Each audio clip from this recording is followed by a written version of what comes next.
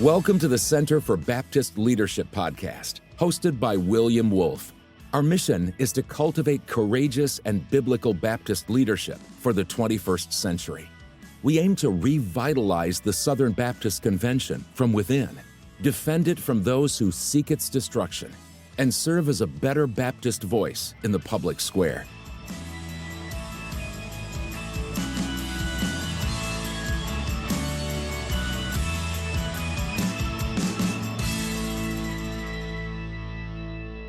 All right, everybody, it is showtime. And I don't just mean the Sweet 16. I mean, it's showtime for a very important conversation here tonight, co-hosted by Christ Over All and Center for Baptist Leadership about the future and the direction of the ERLC. David Schrock, let's get a mic check from you, our illustrious co-host. Hey, William, can you hear me? Yeah, I can hear you. How's Coming to you from Woodbridge, Virginia, home of the ICE raid on the MS-13 today. Oh, great. Good news. We all want that. David, right. How's my audio coming through? Great. Okay, great. Let's get mic checks from some of our panelists, Megan Basham, Jon, Michael LaRue, and David Mitzenmacher. Check, check, check. 1, 2, 3. Check 1, 2, 3. Can you hear me? We've got you. Thank you, Megan. Okay. Hey guys, this is Jon Michael coming from Miamisburg, Ohio. Everything sounding good? Sounding good. Thank you, Jon Michael. David, can you unmute yourself and give us a sound check? Hey, this is David Mitzenmacher from Cape Coral, Florida. Wow, David, very good audio quality. What are you using? What's your mic? This is a Blue Yeti, I think. Oh, connect. Okay, great. Fantastic. Well, guys, some people have different sort of schedules and things like that. So we want to dive in and get going right away. I will say, if you're in this space, this is going to be a very important conversation. And Southern Baptists need to hear it. So if you can take a second and just share the link and invite others to hop in, it's very easy. Just hit that little arrow button at the top, share space, say join in. That would be helpful and appreciated. But, this is an important topic of conversation, and it's a serious one for Southern Baptists. So, David Schrock, would you mind just opening us up in a brief word of prayer for our time together? Happy to do so. Let's pray. Father, we do thank you for the technology that you've given to us that connects us across the country, the chance to be able to think and to think carefully about the Ethics and Religious Liberties Commission and the Southern Baptist Convention and our public witness. Lord, you have seen the many things that we have said over these last few days and weeks and the needs that we have. And we pray for wisdom tonight as we think about what we can do in the days ahead, moving towards June and the Southern Baptist Convention, and that you would give us wisdom, that you would give us help, that you'd be glorified, and that you would help us in our conversation tonight. We pray this in Jesus' name. Amen. Amen. Thank you, David. So just for a brief run of show, I'm going to say just a 1 or 2 minutes of sort of opening remarks here. Then I'm going to turn it over to David to explain what they've done, tell us about Christ Overall, and explain what they've done this month with their theme, the Ethics and Religious Liberty Conundrum, and let him walk through that, particularly some of the outreach he made before they launched into that. And then after David sort of sets the table on the theme, because of Megan's schedule, we're going to have her go first on her article that was published today, and then we'll go to Jon Michael LaRue and David Mitzenmacher to chime in on some of their articles, and I believe Jon Whitehead will be joining us as well. So that's sort of the run of show. So I'm with the Center for Baptist Leadership, and when we launched the Center for Baptist Leadership a year ago, and the key challenges facing Southern Baptists today section of our website, we listed a variety of things that we thought the Southern Baptist Convention needed to work on, including restoring mission fidelity to the ERLC, NAM, and other entities. And the ERLC was the one that we put at the top of that list because we think that is where, quite frankly, some of the most work needs to be done in the SBC, and a place where actually real reform can happen. And we put in there, things that were proven in Megan's article today. We said the ERLC has allowed its Washington, D.C. office to become an ineffective lobbying force through unmitigated and significant staff attrition. They appear unable or unwilling to hire conservative, experienced staff that can effectively defend uncompromised Baptistic and biblical positions in the public square. We also talk about how they've divided the convention, but we put that on our website over a year ago. And the work that David has done with Christ Overall this last month, I think has only proven that's true and has been the case. So it's been an issue we've been focused on at Center for Baptist Leadership right out of the gate. David, tell us about Christ Over All's work, this monthly theme, and help set the stage for us. Thank you, brother. Yeah, absolutely. So Christ Over All Ministry is only a couple years old as well, but it comes from guys like Steve Wellum and Brad Green and Trent Hunter, myself, who have deep affections for the Southern Baptist Convention and are serving in churches and schools related to the SBC. And as a result of that, like, we have a deep care for how the SBC is going. So we've been involved in the past with the law amendment, and this year's we're thinking about how can we, turn our attention to the SBC. What needs to be done? The ERLC is certainly part of that, and that goes back to what Tom Askell did last year on the floor of the convention, to be able to say there's a call for abolition that took place there and didn't get the full vote, but probably got 25 to 40%, however you listen to there, a large number. And there's an ongoing need that is there, because it seems as though even some of the things that happened this last summer with Brent Leatherwood, the firing and then the rehiring and all of that, there's certainly things that are not going right with the ERLC. And so we wanted to ask the question, what would that look like? What is the history of the ERLC? What is the present? What is the future? And so we presented a whole month thinking about these things. That's what we do. We just kind of want to take a slower look at things biblically, theologically, culturally, practically. And so that's what we provided. And really with a question over the month, the ERLC, what there's the conundrum that has presented itself to us. And so that's where we, present opportunity. I reached out to Brent Leatherwood going back to January, asking him if he would respond to some of these questions. He did not. I've heard nothing still from them. I mean, I'm only 25 miles away from Washington, D.C., so he's been in D.C. this week. Nothing's been reached out here. So there's been no communication there. So we're going to continue to ask those questions and have asked some really faithful and helpful writers to answer those. And some of those are on the call tonight. Yeah, thanks, David. And so, folks, let me just highly commend the work of Christ Over All. You can find it online at christoverall.com. And some very important history there from one of the leading Southern Baptist historians, Tom Nettles, a 2-part essay and a podcast. You can read David Schrock's opening letter to the ERLC and other articles, some really good ones by Mark Coppinger and others. And then, of course, the one that we got from Megan today. So, but David, sort of before we go to Megan, just in a brief few sentences, what is it that we hope to get out of this? Because many people will accuse myself, others, Megan, maybe even you now, thanks for joining in with us, that we're just, I think the word is outrage artists and grievance grifters, a small, agitated minority on X, which of course we know that's not true. I mean, I've heard a ton of chatter from across the Southern Baptist Convention, particularly from state convention directors, that giving to the cooperative program is down. And one of the most cited reasons for that,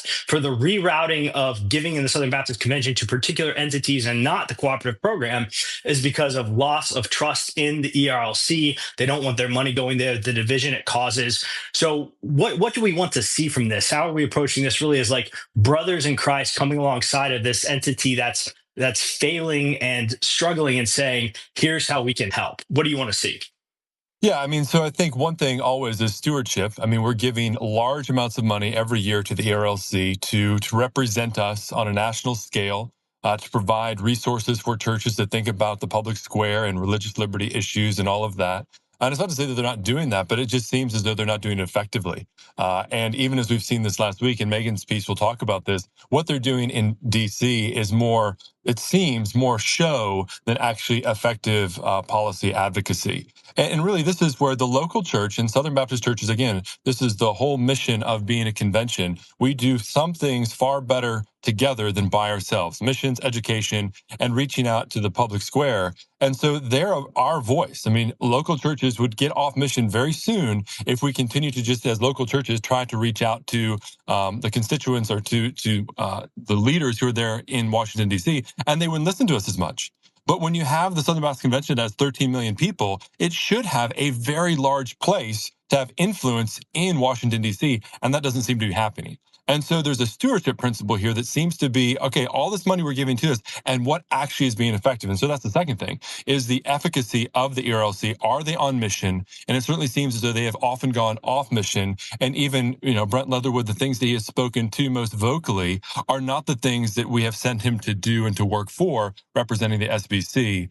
And then this is something that Jon Michael will talk about as well. Just pastors have a great concern for this, and it actually causes more trouble than it's worth. As we have members coming into our churches who are saying, "Oh, you're part of the SBC. Well, what about the ERLC?" So it's not just online grievance grifters who are making complaints here, but it's impacting local churches. Thanks, David. That's well said. So that was about 10 minutes of setting the table there. If you're just joining, thank you for tuning in. And with that, we're going to turn it over to Megan Basham to sort of walk us through this really bombshell article. Megan Basham coming through again at Christ Over All, titled "Too Busy with Woke Stuff: The All Too Invisible and Inconsequential ERLC." You can find that. It was widely circulated today. Megan, it's a fantastic piece. Much I could say about it, but why don't you tell us, how this came together and what really stuck out to you as you were pulling together this investigative report? Hey, William. Yes, thanks for having me. And this really began with David reaching out to me and saying, we are doing this series on the ERLC. You have been somewhat outspoken about the entity in the past. Would you be interested in writing a piece? And I said yes, but as I thought about it, I just went, I don't really want to give you my opinion on what should happen with the ERLC. I think that's being done very competently by others. But I would like to exercise my own Rolodex and make some calls and find out, okay, how is this entity viewed in the Capitol? What are Hill staffers saying about them? What are the people who are in the rooms where the legislation happens? What do they think of when they hear the ERLC? Probably the biggest thing was that they don't think of them at all. So that's a huge problem because, as David said, we're talking about 47,000 churches, tens of millions of constituents there potentially, that should be a really influential force when you walk into a congressman or senator's office. And what I'm hearing is that they're not. In fact, I kind of joked to my husband when I was working on this piece that the song from Chicago, Mr. Cellophane, kept playing through my head as I heard again and again, either I don't really know them or I don't really hear from them. So if you're not familiar with that song, it's about, the character just feels invisible all the time. Nobody sees him, nobody knows him. And that was kind of the experience of talking to a lot of people on the Hill. To give you just one example, this was really a little ironic, a little bit sad, as the ERLC was posting this flurry of social media boosts of their visit this week to Ted Cruz's office. I called Ted Cruz's communications director and just said, hey, now is this an ongoing relationship? Because I'm seeing a lot of media chatter about it. I'm seeing, a lot of certainly flexing on various social media platforms. Do you have an ongoing relationship with them? And if so, what policy items are you working on? What is the agenda? And I was told, no, we don't recall meeting with them before this week. So, I don't want to put on a conspiracy hat, but it did feel a little like, okay, so was this something that was arranged in order to create an impression of activity and effectiveness as opposed to actually having effectiveness? And that was kind of the impression that I walked away with. And then the other side of that were the people who do know the ERLC, and they did not have warm feelings. There was a lot of people, and I won't totally place this at Brent Leatherwood's feet, but from the Moore era, several people said, wait, aren't they a Never Trump group? And that's a problem. So even before we get to what the ERLC is dealing with now, we have a perception issue of many, many people who don't know the ins and outs of Southern Baptist world. They have no idea that, we have a different leader there, who I would argue is not largely different, but still different leadership that has tried to tone down some of that really being opposed to the current administration. And they don't know that. So all they see is, gosh, isn't that a Never Trump group? That's what I thought I remembered about them. So those are the two things. One is just when they work on some of these priorities, they're not priorities in which all Southern Baptists tend to agree. Those really key priorities like abortion, like marriage, like gender and sexuality. And instead, they're going to issues that there's a lot of debate about. And I won't say that, Christians can't disagree charitably and in good faith, but on things like gun control and immigration policy. So I think there should be some really big questions about what they're focusing on and why no one seems to even be aware that they're working on any policy agenda items at all. Yeah, thank you. I mean, as you review this article, I mean, the picture that's painted here, and it was, how many sources did you talk to? It was 20 at least. Yeah, I mean, so the 20 was just people on the Hill in lawmakers' offices. So, some of them I spoke directly to senators themselves. Mike Lee, I talked to directly. Others were their, key staff, chief of staff, legislative director, policy advisor, people like that. And again, this is what I was being told. And when you have someone like Mike Lee, who has been a leader on some of these issues that are so important to Southern Baptists, he's not a Southern Baptist, so I wouldn't expect him to know the denomination well. But given that it's the largest Protestant denomination in the U.S., he should have at least heard of the entity. So that was a shock to me when he said, no, I don't really know who they are. Sorry. And then, I mean, I can just tell you very bluntly, I had other staff members of senators saying they didn't want to go on record, but they just said, yeah, they're not effective. They're not an effective partner. And part of the reason that they're not an effective partner is because they do not have a real and significant presence in the Capitol. A few people gave me the same kind of funny anecdote about that. And that was, they described a group from the ERLC, this was obviously some years ago, getting a meeting with John Boehner. And they were there with some Catholic policy groups and some other evangelical policy groups. And several people brought this up to me. They said, the issue that the ERLC pushed to John Boehner, Mr. Tobacco, was banning smoking, which, I don't love smoking, but it's not like a top issue to me as a Southern Baptist. So, the Catholic guy said, I just wanted to crawl under the table. It was so embarrassing. And it was extremely clear that they don't know the personalities in the room. I mean, to not even understand that John Boehner was not going to give them a hearing on banning smoking. Wow. Yeah, I mean, I think that sort of summarizes a lot of the issues here. It's like the things they're focused on are not what the vast majority of Southern Baptists are interested in. And then the things that they are focused on, many conservatives, and a lot of them are Christians, and even some are Southern Baptists on the Hill, like they find it counterproductive. I've heard from other people that, one of the main things they associate the ERLC with in Washington, D.C. over the last decade is essentially advocating for immigration amnesty bills. Like that's something that they have become known for. But I mean, I think then a lot of people saw this as well online today. Like one of the most damning quotes comes from Eric Tetzel. Do you have it up in front of you? I can read it, or you can read it if you want to.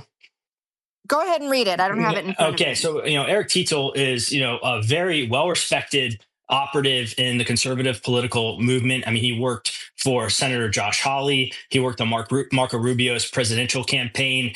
Worked at Heritage Foundation, and now he runs the Center for Renewing America. And this is what he said. He said, as a Southern Baptist who happens to be an expert in what they're supposed to be doing, I can tell you they're completely and entirely worse than useless. They're actively counterproductive to the ends that Southern Baptists ought to expect from an entity that purports to be the public policy arm of their convention. When it comes to protecting life, family stuff, the basic conservative things where all the movement groups in town would tend to align, they'll sign coalition letters, but that's nothing. It's meaningless. Those agenda items are going to happen anyway because other groups that are more influential and effective than the ERLC are driving them. The ERLC just hops on board and takes credit. Megan, was that a sort of a familiar theme that you heard from other people as you were doing this investigating as well? Yes, very much. I think Eric Tetzel gave voice to what a lot of other Hill staffers were telling me. And some in more pointed terms even, but they just didn't want to go on the record for various reasons. But, Eric is one really good example. And people need to understand, we're talking about someone who served as the chief of staff for Josh Hawley, who served as vice president of government affairs at the Heritage Foundation, who was running the Manhattan Declaration at one point. So this is somebody who should actually be a close partner with the ERLC. And yet you just heard what his view of the entity is. Another example that I can give you from the article someone I spoke to was Rachel Bovard. Rachel has an incredibly long history, an in-depth history with working in numerous senators' offices. She has always worked in policy. She is a point person in terms of driving agenda. She ran the Senate Steering Committee for a while. And so this is someone that the ERLC should certainly at least know. Right? I'm like, even if you're like, okay, they're not doing as much as we think, or they could, strategize more effectively, they should have an in with someone like Rachel Bovard. And she kind of went, I maybe know who they are, but I don't think so. I don't really think of them at all. And she ran weekly meetings with the kinds of policy advocates that the ERLC is supposed to be. And she said, I don't remember them ever being at those meetings. And, somebody made a really good point to me, because we do supposedly have a couple of people in DC representing the ERLC. And one of the things they told me was, yeah, and you'll hear them brag about, oh, we read all the bills. We read every bill that's coming out of Congress. And someone said to me, that's a sign of someone who doesn't know what they're doing. That, it may sound impressive and diligent, but if you're actually a policy operative in the Capitol, you're not reading all of those bills. That's a waste of time. And often it's too late. You should be in the rooms where those bills are being crafted. You should be in the strategy sessions where those bills are dreamt up in the first place. And that's not what's happening. Yeah, well, I don't want to monopolize the conversation with Megan. Any of our other panelists, feel free to unmute and just sort of give some of your reactions to Megan's article or ask her any further questions. For me, somebody who lived and worked in Washington, D.C. for 10 years, really none of this is new or surprising to me. I was there when Russell Moore was one of the most outspoken never Trumpers while running the ERLC. I was there when former ERLC staffer Stephen Harris left to go work for the Biden campaign, which might be enough to tell you that there's some really big issues there. I was there when there was an ERLC staffer who was dreaming of opening an office in London. I kid you not. There was a senior ERLC staffer who was wanting to open an ERLC office in London. How does that help Southern Baptists? I'm not sure, but that's what they were thinking about. But any of the other panelists, feel free to unmute and sort of ask Megan questions and chime in. Hey, Megan, I have a question for you. Over the last, 48 hours, if you were just looking at the ERLC's Twitter account, you would say, well, wait a minute, these guys are movers and shakers. Look at all these meetings they've been in. How should we interpret what we're seeing? Right. And you can imagine, as I'm working on this article, and I'm hearing from so many of these Hill staffers and lawmakers themselves that they don't really view the ERLC as a significant influence. I see these pictures popping up, and I went, well, okay, they're there. Obviously, they're taking meetings. So I showed them to some people, and I really just kind of got chuckles in return. Eric Tietzel, for one, said, yeah, we would do this with really any constituent who comes to visit. He said, this is no more meaningful than the school children who come through on field trips. It doesn't mean that any actual policy is being advanced here. It's just kind of a courtesy meeting. And I thought that was interesting then when I called Ted Cruz's office, when I saw, some of these pictures being posted, and said, hey, can you tell me a little bit about the substance of this meeting, what the agenda was? And I was told there was not really any agenda. It was just sort of a brief gathering. And we had not really met them before this week. And that was a key point, saying that we did not meet them before this week that we can recall. So, that should really be a significant problem. And I think at this point, not to be incredibly cynical, but it's hard not to be, you look at it and you go, what this looks like is a damage control publicity campaign. So you've got photo ops, you've got a lot of pictures, but what you don't see is, here are our meaningful accomplishments. Here's what we have done for policy. And, one of the things you can look at specifically is amicus briefs, for example. The ERLC today will typically just sign on to the amicus briefs of other organizations. They don't draft them themselves. They're not there in the rooms where, the legislation, even to begin with, is being debated. So, I think these are the things that people really need to focus on, is if we are going to have a policy arm, what does it look like for it to actually accomplish its goals? Because part of the problem is there really are no targets for what the ERLC should be doing. If they just put out a letter and say, well, we issued a public statement about such and such issue, that's considered doing something, but it doesn't really do anything. I mean, that was what I heard, is that these kinds of open statements are a dime a dozen. So I think, without even criticizing the current leadership, I think there needs to be a really in-depth conversation of what do meaningful targets look like for a policy group like this? How do we know when they're doing their jobs? And what would it mean, for example, if we really want to influence lawmakers, if perhaps instead of a pastor, maybe we have somebody who's an actual policy expert who has worked in politics for a number of years and who lives in DC running Southern Baptist policy representation. So, I mean, I think the conversations needs to start happening about what would it mean to perhaps just entirely restructure this organization if it can't be saved. Thanks, Megan. Any other panelists want to jump in here? Yeah, Megan, if you could connect some of the things that you have made in your article today, the observations here, with what you wrote with Shepherds for Sale. Obviously, the ERLC is talking to some people, and if they don't have a clear direction of where they're going, it's more likely that they themselves can be steered. Maybe just, I know many probably on the call have read your book on Shepherds for Sale, but just to connect the influence that has come on the ERLC and remind us, if they're not having influence in DC, how they can be used by others who are giving them money or other platforms that they are driving them towards. Right, and that's a really good point, because saying that the ERLC doesn't have any influence in the Capitol or on policy doesn't mean that they don't have influence. And I think what we're seeing instead is they partner with a group like, let's say, the Evangelical Immigration Table, which they have heavily partnered with. And again, if you've read my book, Shepherds for Sale, you will know that the Evangelical Immigration Table is a part of the left-wing lax border policy group, National Immigration Forum. And yes, both groups have been funded by George Soros. I know there is still a Baptist press explainer out there saying that that's not true. They need to take it down because it's wrong. If they know it's wrong and they're leaving it up anyway, and they should know it's wrong by now, then it's actually lying. They're lying about that. The Evangelical Immigration Table absolutely received money from George Soros. So for that reason, we shouldn't be partnering with this organization. But the other reason is because what the ERLC does do is it partners with someone like the Evangelical Immigration Table. And I do think they're having influence over churches and pastors and church members. So that is really, I would say, the target of their policy lobbying. They're not selling what Southern Baptists want to DC. They're selling what a certain segment of DC wants to churches and Southern Baptist members. So what they will do is say, look, we have this partnership with the ERLC or with the Evangelical Immigration Table.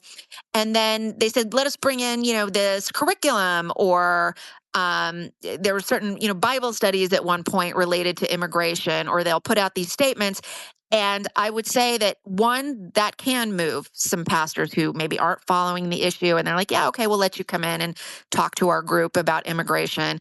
And then the other thing that it does is that it gives the other side a real opportunity to seize on what seems a Christian and conservative group counter-signaling the conservatives in the Capitol. And that's what you see again and again with the ERLC, is when they say something that you would expect all Southern Baptists to be in lockstep on abortion, on marriage, on the transgender issue, people don't really pay attention. So their real impact is when they take a position that isn't agreed on by all of the Southern Baptists, but it allows, say, Sarah Pulliam Bailey or Michelle Goldberg at the Washington Post to say, look, evangelicals don't back these border policies, or, Ruth Graham at the New York Times. And so that is where actually I would say Brent Leatherwood and the ERLC have been much more useful to the left than they are to conservatives, because they don't really move policy for conservatives, but they have become a useful voice for progressives to trumpet for various policies, particularly, again, on immigration and gun control.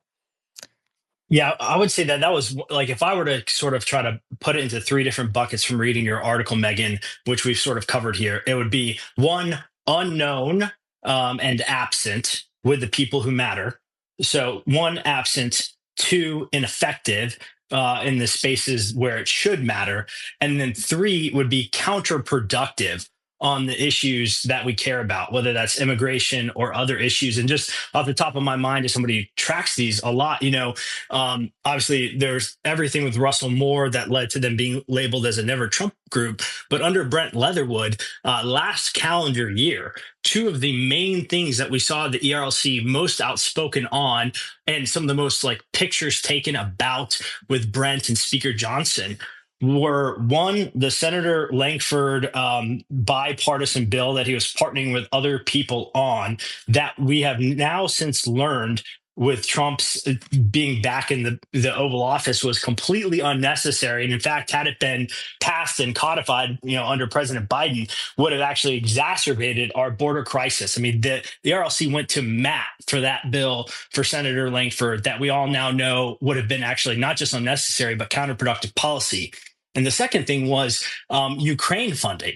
The ERLC went hard publicly in defense of additional supplemental funding for Ukraine on a funding package that was sort of broken up to a variety of different pieces. But when that portion of the funding package came to the floor for a vote, it didn't even get 50% of the Republican conference to vote for it. It ultimately passed because all the Dems voted for it and less than 50% of Republicans voted for it. So when you look back on the last calendar year, essentially the ERLC's signature win was advocating for a Ukraine funding supplemental bill that didn't even get 50% of the Republicans in Congress to vote for it. Those would just be a couple off the top of my head. Others might have more to add there.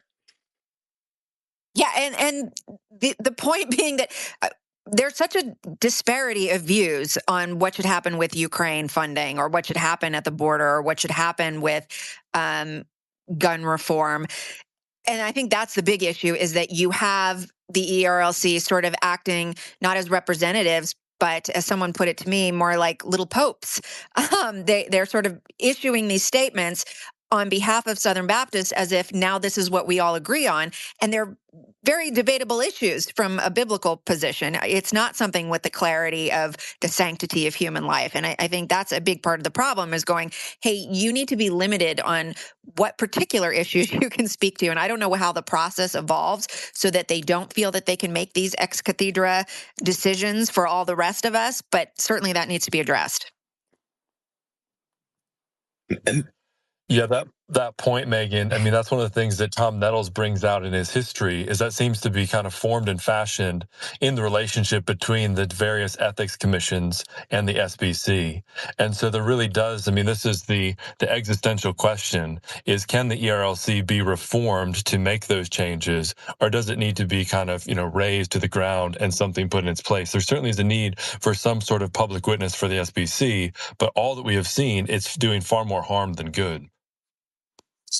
Yeah, I would agree with that. And that was, again, this wasn't about my opinion. And, to be totally transparent, when I reached out requesting comment from all of these lawmakers and their offices, I didn't suggest, here, this should be your response, or, I didn't ask leading questions. I just said, can you tell me about your interactions with the ERLC? And so, what I shouldn't have gotten back was, who? Tell me again, who is this group? And wait, aren't they never Trumpers? And that was what I got. I mean, I can tell you very honestly that if someone had said, we love them, they're very meaningful, we welcome the help that they've given us, I would have printed that. Mm-hmm. I'm sorry to say that just didn't happen with a single person that I reached out to.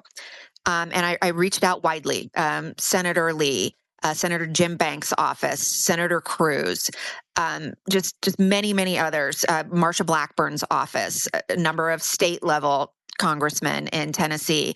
And again, just no one had any either.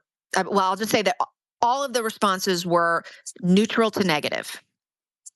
Yeah, speaking of storytelling, I think one of the powerful pieces in your article in particular is, or responses really, speaking of responses, the story that Tammy Fitzgerald tells in your article, Megan, is really kind of eye-opening to me, shocking. I love Tammy. She does great work here in North Carolina. I live in North Carolina, and I actually didn't know that Tammy had previously been on the ERLC board from 2012 to 2019. Tell us a little bit about what you got back from Tammy when you reached out to her about this article. This is a former ERLC board member and a leader of a major sort of values-based coalition in, a swing state. So Tammy knows what she's talking about. Yes. And that's, something you really want to emphasize is the people that I'm talking about are people who know policy deeply. They know what it takes to, move a goal, a priority, and how to turn that into a piece of legislation, how to get that passed, and in many cases, how to turn it into a court case where hopefully we can get a favorable ruling, say it's SCOTUS. So they know how this sausage is made.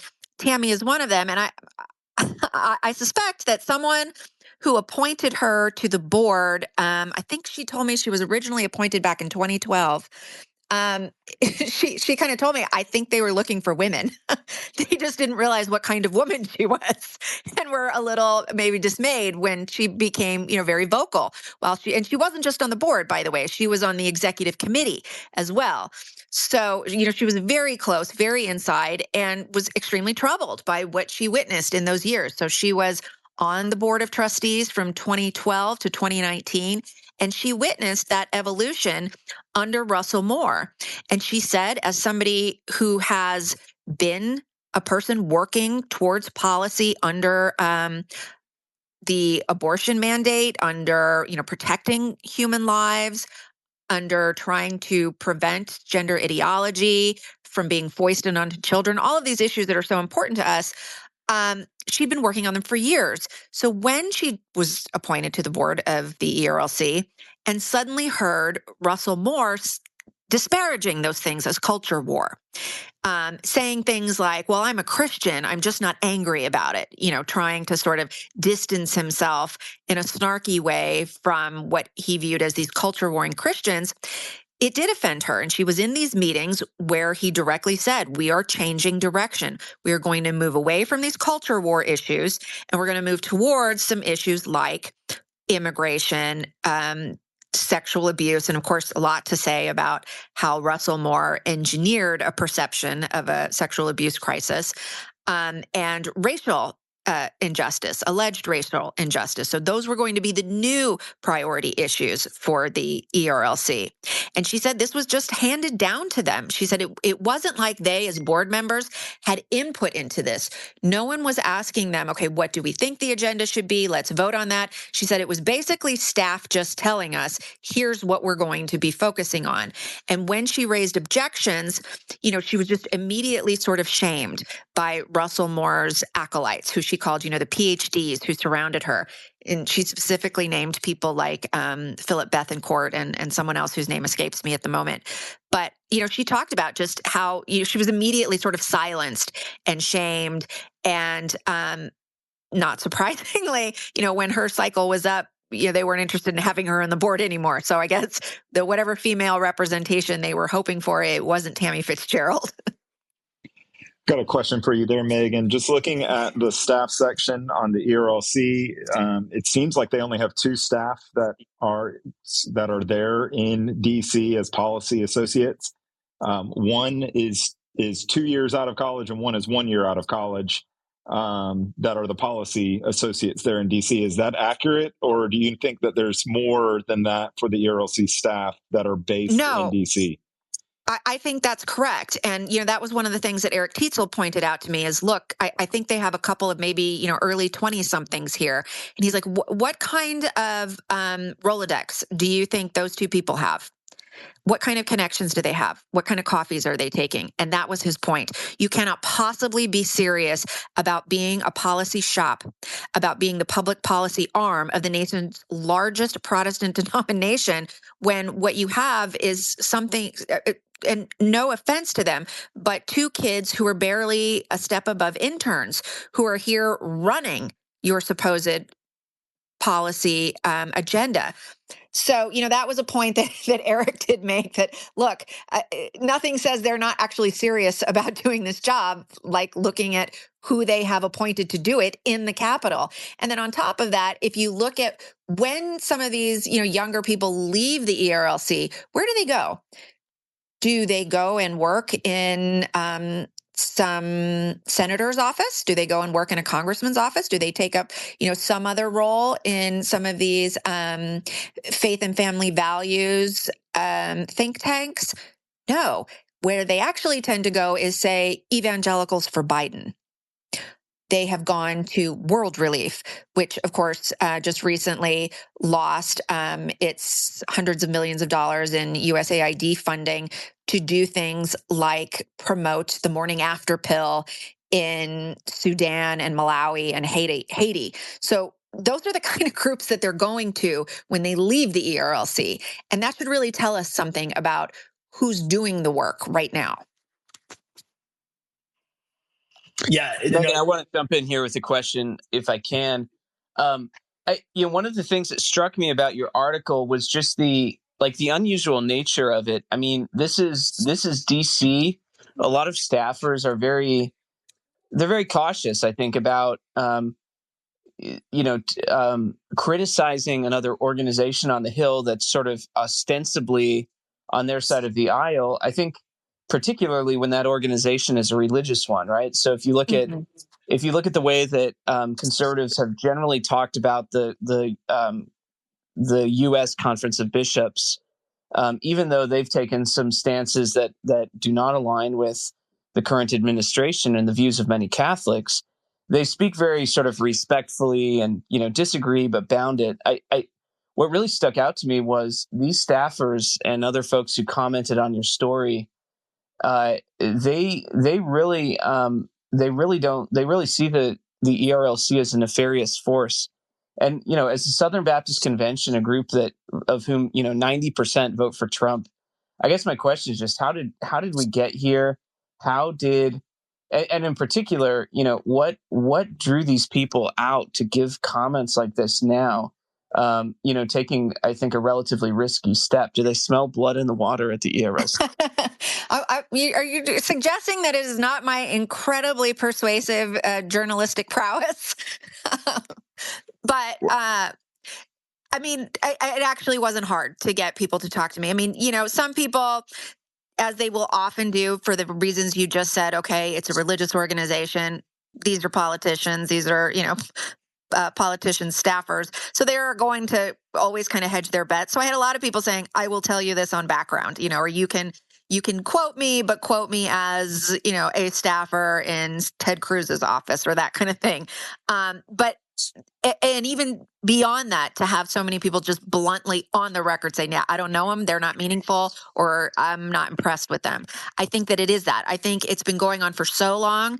And I won't necessarily put this at the feet of Leatherwood. I think truly Russell Moore went so beyond the pale in making the ERLC not about policy, but about a particular politician that he opposed, that I think it has now come to the point that it's very hard to disentangle themselves from that impression, even if they wanted to.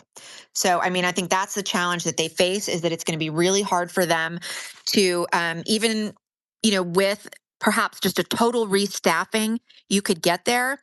But the ERLC has now been so connected to those never Trump Moore years, and they have been so careful to not really distance themselves from that. Because let's be clear, I mean, no one at the ERLC has ever said, we believe that Dr. Moore went too far in those years, we have reformed this. I mean, that's never been said. And instead, they do the same thing, they just do it, on a lower decibel level. We saw Brent Leatherwood putting out sort of bizarre statements about President Biden, for instance, dropping out of the presidential race when it was clear to everyone that he had been forced out by his party and didn't want to go. You saw that kind of strange statement from Brent Leatherwood praising his selflessness. which was a Democratic talking point at the time. So, he hasn't done it as overtly as Moore, but he's kind of continued in that same vein. So I think that perception of the ERLC has now become entrenched. And because we are in a new era, I mean, whether you like it or not, MAGA is ascendant. And so I think you have a lot of lawmakers and their staff who do recognize the shift in the winds, and they're going to get on the right side of things. And because the ERLC is what it is, there's no longer really any fear of just plainly stating their views of them, saying things that, may not be flattering. And so they're not concerned about that anymore. Thanks, Megan. Yeah, that's a good way to. That's a really good way to wrap up the point very succinctly. I think is like the fact that the head of the Center for Renewing America, one of the most important think tanks in DC, a number of other well-placed staffers, the fact that they're willing to basically say these things, go on record in your story, I mean, that almost by itself says what we need to know. Yeah, and I just want to add one more thing, and I don't want to monopolize the whole space, so I'll, try to wrap it up here. But the Southern Baptist Convention is huge. It should actually make any of these lawmakers sort of sit up and take notice, because that is the value of the ERLC, right? If it were operating properly, is the fact that it has such a huge base of constituents that when they go to approach some lawmaker and are presenting themselves as, hey, we are the representative voice of these tens of millions of Southern Baptists, they should sit up and take notice. But the problem is, I think it is somewhat known that they are alienated from their base. So it is known that they don't actually represent those voters, right? I mean, if you look at those voters overwhelmingly voted for Donald Trump. They overwhelmingly support these, border policies that he's implementing. So, I mean, I think the people that are taking meetings with the ERLC, you look at someone like Mark Harris from North Carolina, he may take the meeting and he may do the pictures, but Mark Harris knows what actual Southern Baptists think. So he's not in the least bit concerned about the ERLC saying, well, we would really like you to implement this immigration policy. I mean, they're just going to laugh at that because they're going to know, you don't actually represent your constituents. Thank you. Speaking of immigration policy, we have a guest who has just joined us for a short period of time, Grant Newman with the Immigration Accountability Act. Grant, if you could unmute yourself. We did reference the Langford bill earlier, but you and I have talked about the ERLC for a long time. Grant, you've been working on immigration policy. You're a lawyer for a very long time, one of the top experts on immigration from a conservative perspective in Washington, D.C. Grant, give us your take on where the ERLC has been on this issue. And I'll just preface it with this. I mean, immigration is one of the most important issues to the vast majority of conservative Americans, to conservative Christians, to Southern Baptists. I mean, this is what has taken Donald Trump to the White House twice now. And the ERLC has found itself on the wrong side of this issue at almost every single turn over the last decade. So, Grant, over to you. Yeah, that's an accurate way to put it. I think the ERLC is basically in the same place we've seen, most of the big money institutions on immigration. It's most of the, major church organizations, the NGOs, the big kind of corporate interests that want cheap labor, all the kind of open borders advocacy groups. They've all been kind of in the exact same place. We saw that with the Langford bill most recently, just last Congress, when, we were told time and time again, the president really wants to secure the border. He just can't. His hands are tied. The laws are so terrible. We need to come up with a great solution that'll get it done. And then, of course, the Langford and Murphy team didn't actually reach out to any conservatives or any immigration experts to actually help them with this. They went to impeach Secretary Mayorkas for help in drafting what is effectively the bill that he would want. So on the one hand, the House had passed a bill, H.R. 2, Secure the Border Act, which was designed to be a bill to basically force an administration who didn't want to enforce the law to actually do what the law said and to kind of have consequences for not doing that. The Langford proposal was going to Mayorkas and asking him what he would like, which is why the provisions were just, absolutely ridiculous. It was what we see in a lot of these kind of bills that are pushed by groups like the ERLC. They're always kind of fake border security measures and then a lot of stuff to kind of either increase illegal immigration, lock in illegal immigration, or in this case, do both of those, codify catch and release, They called it non-custodial proceedings. And on top of it, actually increased legal immigration. So in addition to basically locking in the border crisis, it actually decided that our 1.1 million green cards we bring in every year weren't enough. We were going to bring even more people in. I think Senator Murphy even tweeted the day the bill came out, the border will not close. So what was the ERLC's response? Well, they, wholeheartedly endorsed the bill. They said it was a strong measure. It brought powers to the president that didn't exist already. And critically, in their release, they actually said the bill didn't go far enough because it didn't have an amnesty for dreamers. They said, people that say this bill has an amnesty in it are wrong, and we're upset about that. We actually would prefer if this bill had an amnesty. Since then, the bill didn't pass. There was a lot of pushback from obvious folks, like the conservatives, members in Congress that understood that this was a problem. Trump was opposed to it as well. And what we've seen is, big surprise, the bill wasn't necessary at all. We didn't need some kind of bipartisan garbage bill. What we needed was a president who actually wanted to carry out and enforce the law. And I have not seen the ERLC praising the president for doing what the Langford bill allegedly was supposed to do. But that's the way this works. They pop up when bad things are happening. The Gang of Eight amnesty bill, back when I first started, basically all these major kind of amnesty bills throughout the time I've been working immigration, these groups are just knee deep in them. Yeah, Grant. So maybe one pointed way to put the question would be if the ERLC had won, if they had gotten their way, if they had said, if the Langford bill had passed and then signed by Biden, how would it be undercutting President Trump's, the beginning of his successful immigration enforcement agenda right now?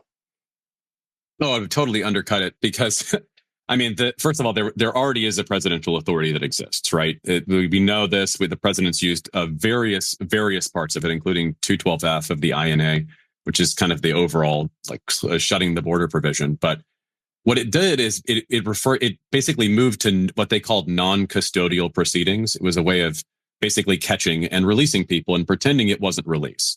Of course, when it's non-custodial, that means they don't have custody. That means they're being released. It would be taking people in and then releasing them to the interior. In order for these powers to kick in, they have to hit a certain threshold every day, which of course excludes unaccompanied children. It excludes vulnerable populations. It excludes people seeking asylum. When that power actually kicked in, one of the strangest provisions of the bill is it made it required the administration to admit a minimum of 1,400 people a day. So even when this authority that they were allegedly giving the White House came into effect, they still had to bring in a minimum of 1,400 a day. During the Obama administration, the DHS secretary at the time, Jay Johnson, said a border crisis is when 1,000 people show up illegally per day. And they were making a minimum of 1,400. Now, we're not sure what would happen in a situation where they couldn't find 1,400 people. Were they supposed to go find people in Mexico and just force them to come in? It was a little bit bizarre. But it would totally undercut them. It tied their hands all over the place. It would have done all of this with the kind of one little addition of some extra funding. And on top of it, of course, massively increasing legal immigration, which of course places another burden on the administration because they have to, those same people that are in theory processing these phony asylum claims, it's all the same group that's also processing green cards. They're dealing with the increases in legal immigration. They actually increased Afghan special immigrant visas by 10,000, another group of a population that we can't really vet, that we're bringing in at ridiculous rates already. So yeah, all through it, this totally would have tied the administration's hands. And honestly, it wouldn't have done anything to stop the border crisis to begin with. Well, Grant, we really appreciate your perspective and hopping in here. I think that's really important for people to know. And so I guess in your last decade, have you ever seen the ERLC on what you think is sort of the right side of a pro-American immigration issue in Washington, D.C.? No, never. Absolutely not. And we would have loved to have them on a few good bills. And as far as I can tell, they weren't around. Well, Grant, with that, I think you can rest your case. Thank you for joining, brother. Yep. Thanks, man. Good talking to y'all. Megan, I know you're going to have to go soon. So anything else you just want to sort of highlight from the reporting of your article before we take some time? Because your article exposes the issues. It's not proposing a solution. That's what we have some of these other guys here to do. So just want to give you a chance to say anything else you want to say before you need to move on. Yeah, and that was really, my intent was to say I am just here to tell you what the lay of the land is currently. Where it goes from here, I will let y'all discuss. But probably the upshot for me is a group as large as the Southern Baptist Convention should actually be meaningfully influencing what's happening in the Capitol. It should actually have deep connections with some of these Christian lawmakers who we know are aligned on the priorities that Southern Baptists have. That they are not, and that we have so little to show for it. It's just it's squandering incredible influence that we should have as a group of Christians. And I think we need to feel some responsibility for that. That, look, we're actually failing on this front to work for the good of the city we live in, so to speak. That it's just wasteful and ineffective. So I mean, I feel like that needs to be the focus of, okay, well, what would it look like if we are to have such an entity for it to do its job well? Because it's certainly not this. Well, thank you, Megan, and thank you for your work. And I will just say to everybody listening, you've not been quiet or shy about this, or it's certainly public. Megan's battling cancer right now, and through her battle with cancer and that fight, she's taken the time to put a lot of work into this article. So praise God for that, Megan, for the strength He's given you, for your tireless work on behalf of Southern Baptists and just all conservative Christians. Thank you, and we pray that the Lord blesses you in this fight and gives you complete healing, health, and restoration. Thank you very much. And I do want to add that, I feel like I'm struggling for words these days because chemo brain is real. So read the article. It might be a little more eloquent about this than I am tonight. Great. Well, you can find that at Christ Overall. Hey, David, why don't I turn it over to you for a minute and let you sort of kind of begin to dialogue with David Mitzenmacher, Jon Michael LaRue on some of their pieces. Well, I want to do that. I actually want to ask you a question first, William, just to kind of transition to that. And David can probably jump in on this. And that is, I think there's a question behind the question here. We're assuming that Southern Baptists should have some sort of influence or representation in the nation's capital. And yet I imagine there might be some people who wonder why that is. So I think we've taken that as an assumption. And I think there are good biblical reasons for that. Even Megan referencing Jeremiah 29:7 there, that we should seek the welfare of the city that we live in. But maybe just to make that connection as we transition to David Mitzenmacher, thinking about, what can the ERLC do? What should the SBC do for this entity? Why is it that it's not just evangelism here, but it's having an influence for those who are making decisions at a national level and at state level as well? Make it just a quick argument to help us understand that. Okay, sure. Let me give a try here by telling you what I'm looking at right now on my laptop. I'm looking at CatholicVote.org. Beautiful website. And when I go to it, it says right there in massive all caps, America's top Catholic advocacy organization, leading the fight for faith, family, and freedom. And I know the work of Catholic Vote. They are effective. They are active. They are well known around the Hill. I know some of their lobbyists personally, and they are present and they are advocating for a lot of things politically that we as Southern Baptists would certainly agree with. But what they're doing in that, David, and everybody listening, is they are continuing a history, sort of a heritage of Catholics being very outspoken on social issues, being very engaged in the political process, and actively seeking to sort of matriculate to the highest levels of political institutions in our country, the Supreme Court, Senate, Congress, the presidency, et cetera. And that's, they believe that the Bible teaches them that they have a duty to do this. And when I look at that, I wonder, why would we as Southern Baptists not do the same thing? Essentially, I would turn the question around on you, sort of, so to speak, hypothetically, and say, why would we back away from this? Why would Southern Baptists refuse to advocate for life, family, marriage, strong, national defense, and closed borders in our country, for the religious freedom of, Southern Baptists and all Christians and people of faith in this country? And there are so many issues that are under attack right now that we could use a strong Baptist Protestant voice on. And from a numerical perspective, Southern Baptists just far sort of outweigh every other sort of major Protestant denomination. There are some other sort of non-denominational organizations or charismatic organizations out there that have some big numbers too, but the Southern Baptist Convention is the sort of sleeping giant in American evangelical life. And for over a decade now, we have been absent at best and ineffective at worst on sort of leading the charge, equipping pastors to shepherd their members and their congregates, to equip our seminary professors to think well about issues in public life. I mean, I won't name names, but I saw a seminary professor at one of our Southern Baptist institutions uncritically retweeting The Atlantic. I mean, that just goes to show sort of like the lack of education. That's something that ERLC could be doing, is giving sort of media training to seminary professors, to pastors, helping them interpret the times that we live in.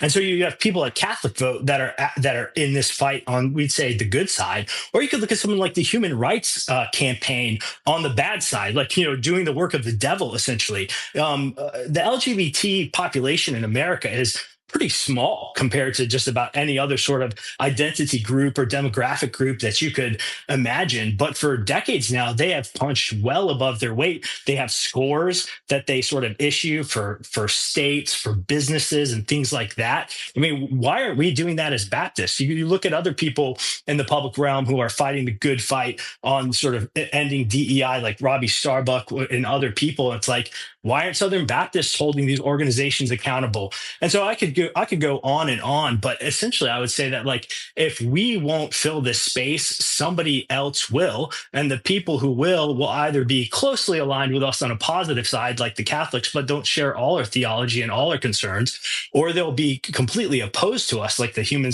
Rights Campaign and others. And so I'd say fundamentally, we're failing to steward the possible political influence that God has been gracious to give us just by the sheer sake of our numbers here. And I think particularly in this world we live in, if it's the negative world or maybe it's the post-negative world, what would it look to get us out of it? And I continue to believe that a powerfully engaged Southern Baptist Convention preaching the gospel in their churches and advocating for biblical and natural law truth to be applied to our policymaking and our laws would be such a blessing to our country. And I would hate to deprive our country of that because of ineffective leadership, poor stewardship, or quite frankly, having the wrong people with the wrong agenda in power at the ERLC. Yeah, I think that's well said. And to connect that back to local churches, I mean, what is decided in our states, what is decided in Washington, D.C., is going to have an impact on how we're able to freely raise our children in the fear and admonition of the Lord, the way that we're able to gather. I mean, certainly the impact that we saw in 2020 and the shutting down of churches at that time. So all of those things are important to have a Baptist conviction and those voices who are there. And I think about even, again, at the beginning of our time tonight, I mentioned that I'm coming from Woodbridge, Virginia, where the MS-13 gang member was taken into custody today. And it's like, that's because there was a decision that was made in November to elect Donald Trump, who put in place Tom Homan, who decided to put, a certain, mandate to be able to take criminals off of the street. And so that means that my neighborhood is safer now. That families in my church who have backgrounds with MS-13 are safer now as a result of that. And so I think, it's helpful for local churches and pastors to recognize that the things that go on in state capitals and the nation's capital have impact on our ability to live godly lives, peaceful and quiet godly lives, in a way that we're praying for our representatives in Washington or wherever, and also that then, there's going to be a place for the gospel to be going forward. And that's where the religious liberties issues come in and why the ERLC is so important if it were to do its job. And so thinking about that, David, maybe you can kind of take the ball and run with this. We had a good conversation that's going to come out next week in our podcast that will go for probably over an hour. But here, maybe help us to think about some of your background with regards to kind of turning around corporations and regaining customer trust, and what the ERLC would need to do in order to pursue that. Yeah, thanks, David. I think, and by the way, I love your connection there to 1 Timothy 2, right? I'm always struck by the fact that, we are told to pray for our rulers to lead in such a way that restrains evil and promotes good and allows for the free practice of the Christian religion. And when we pray for something, we ought to also, when the Lord puts us in circumstances where we can actually be the means by which that's brought about, we ought to avail ourselves of it. There's a reason why the Baptist Faith and Message 2000 says that all Christians have an obligation to make the will of Christ supreme in society. And so I think, I know there's a lot of frustration with the ERLC. I have a lot of frustration with the ERLC. I'm in the camp of either a radical reformation or complete abolition are the options on the table. I was struck last year when Tom Askell made the motion to abolish the ERLC.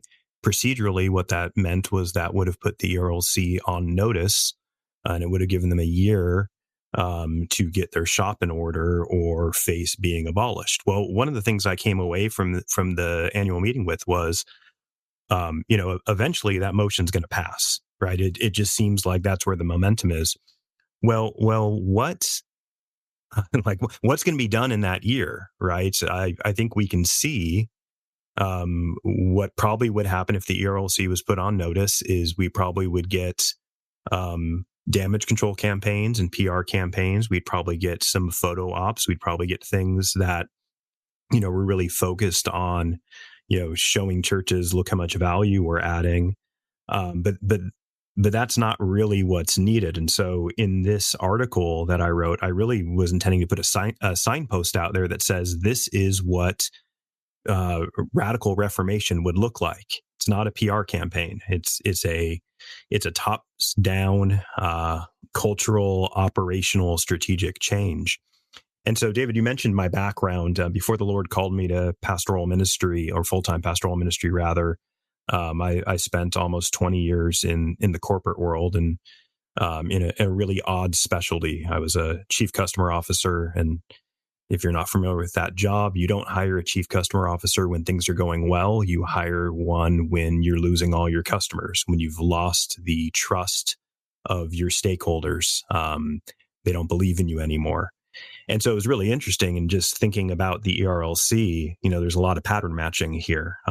Certainly it's a parachurch organization. So there's some things that are different, but it's not a church.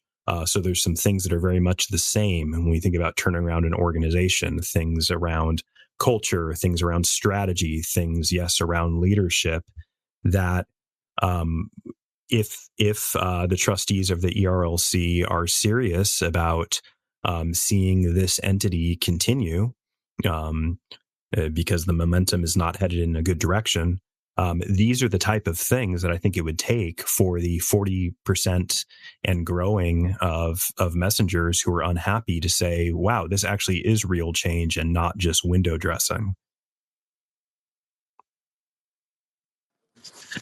Dave, if you were to make the distinction between real change and window dressing, what would that be?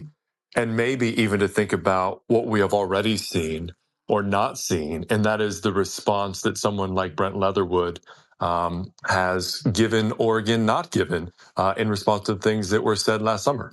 Yeah, absolutely. I mean, so much of an organization, it's about the tone at the top, and especially in a turnaround, the number one predictor for whether or not a turnaround is going to be successful or not is the leader.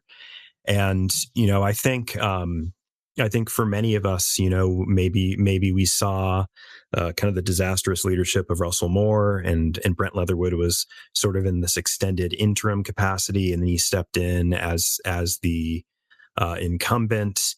And it's like, okay, well, what's he going to do to change? And we didn't see change. And then that motion was made.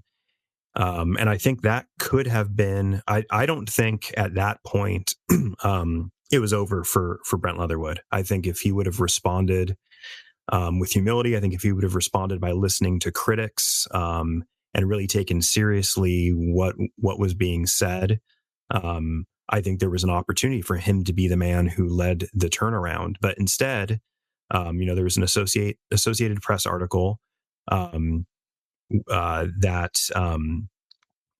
quoted Brent Leatherwood as saying that essentially that critics are outrage artists and grievance grifters who will never be on our side, who spin up political attack committees to come and throw bombs at us, and then really went on to say that that the issue is that, it's the everyday churches who don't understand the great work we're doing.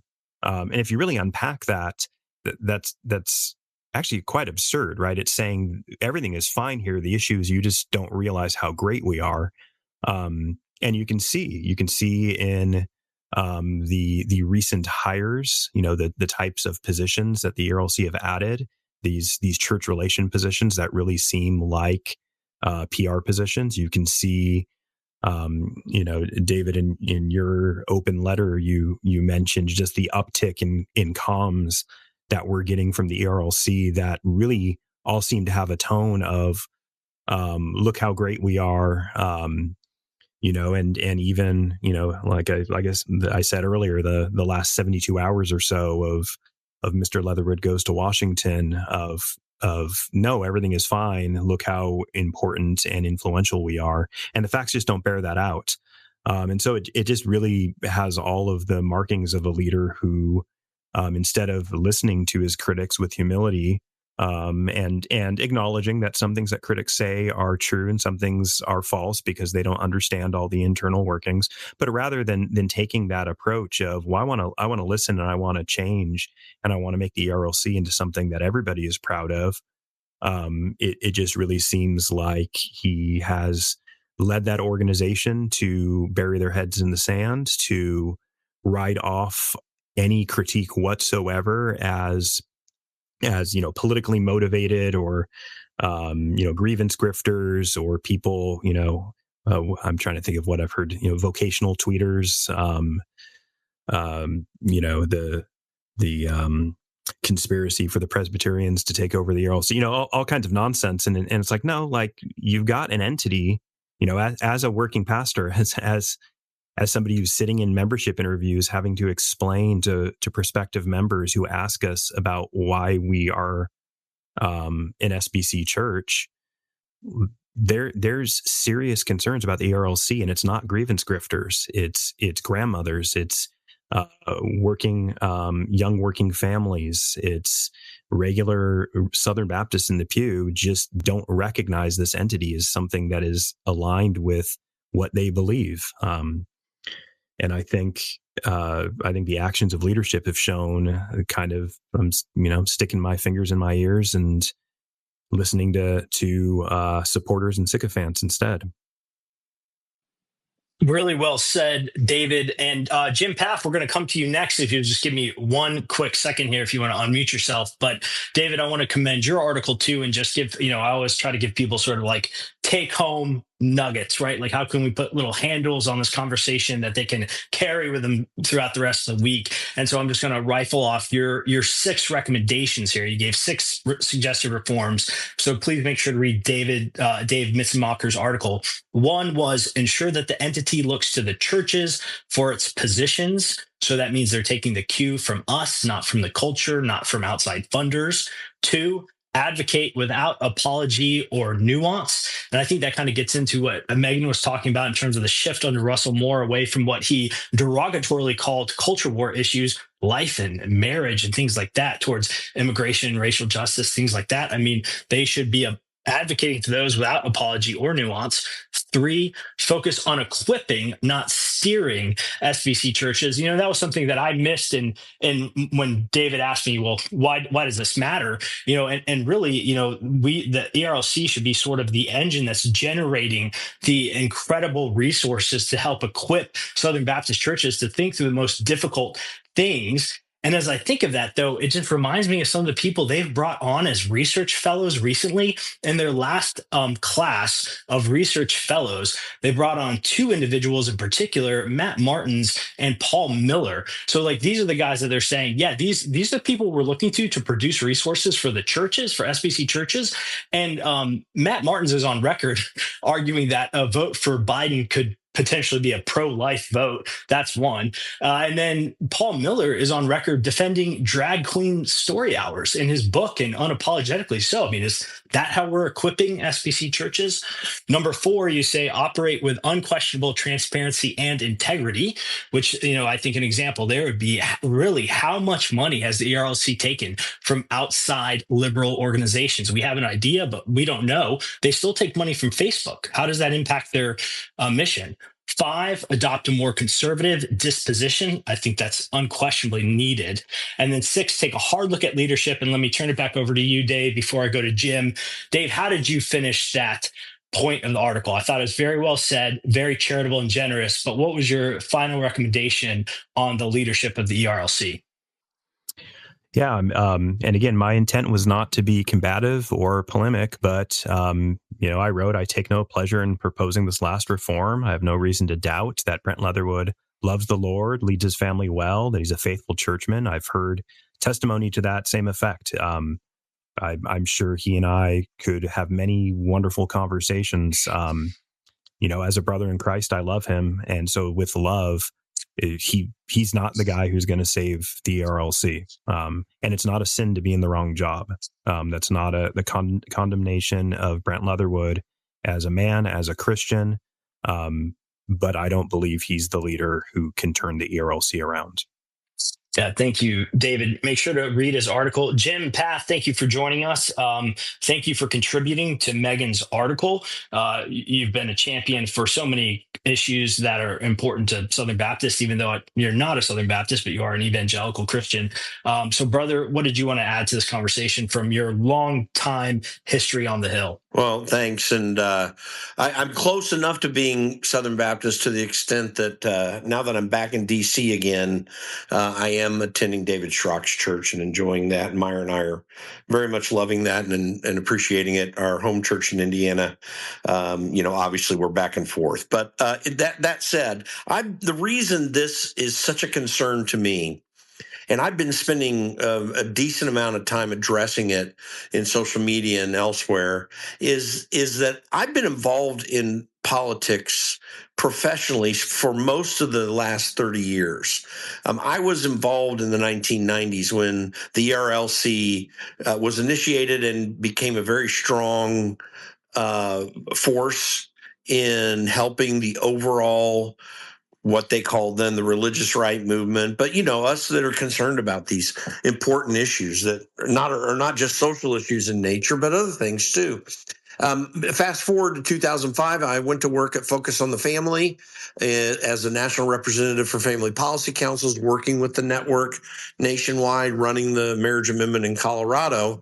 And then later on, 2010 to approximately 18, I was on Capitol Hill for 2 excellent congressmen, Tim Huelskamp and Thomas Massey, and other things. So that's the resume. But I say that to say what concerns me is from the moment that Russell Moore walked in, and I saw this happening immediately, a lot of everyone else did too, immediately ERLC became almost at that time a useless organization, and its effectiveness actually was counterproductive because, as was stated in the article, Moore immediately said, we're not going to do the culture wars. You referenced that as well. I mean, it's really an absurd argument because there's no basis theologically or even rationally for taking such a stand and for making attempts to try to coddle culture.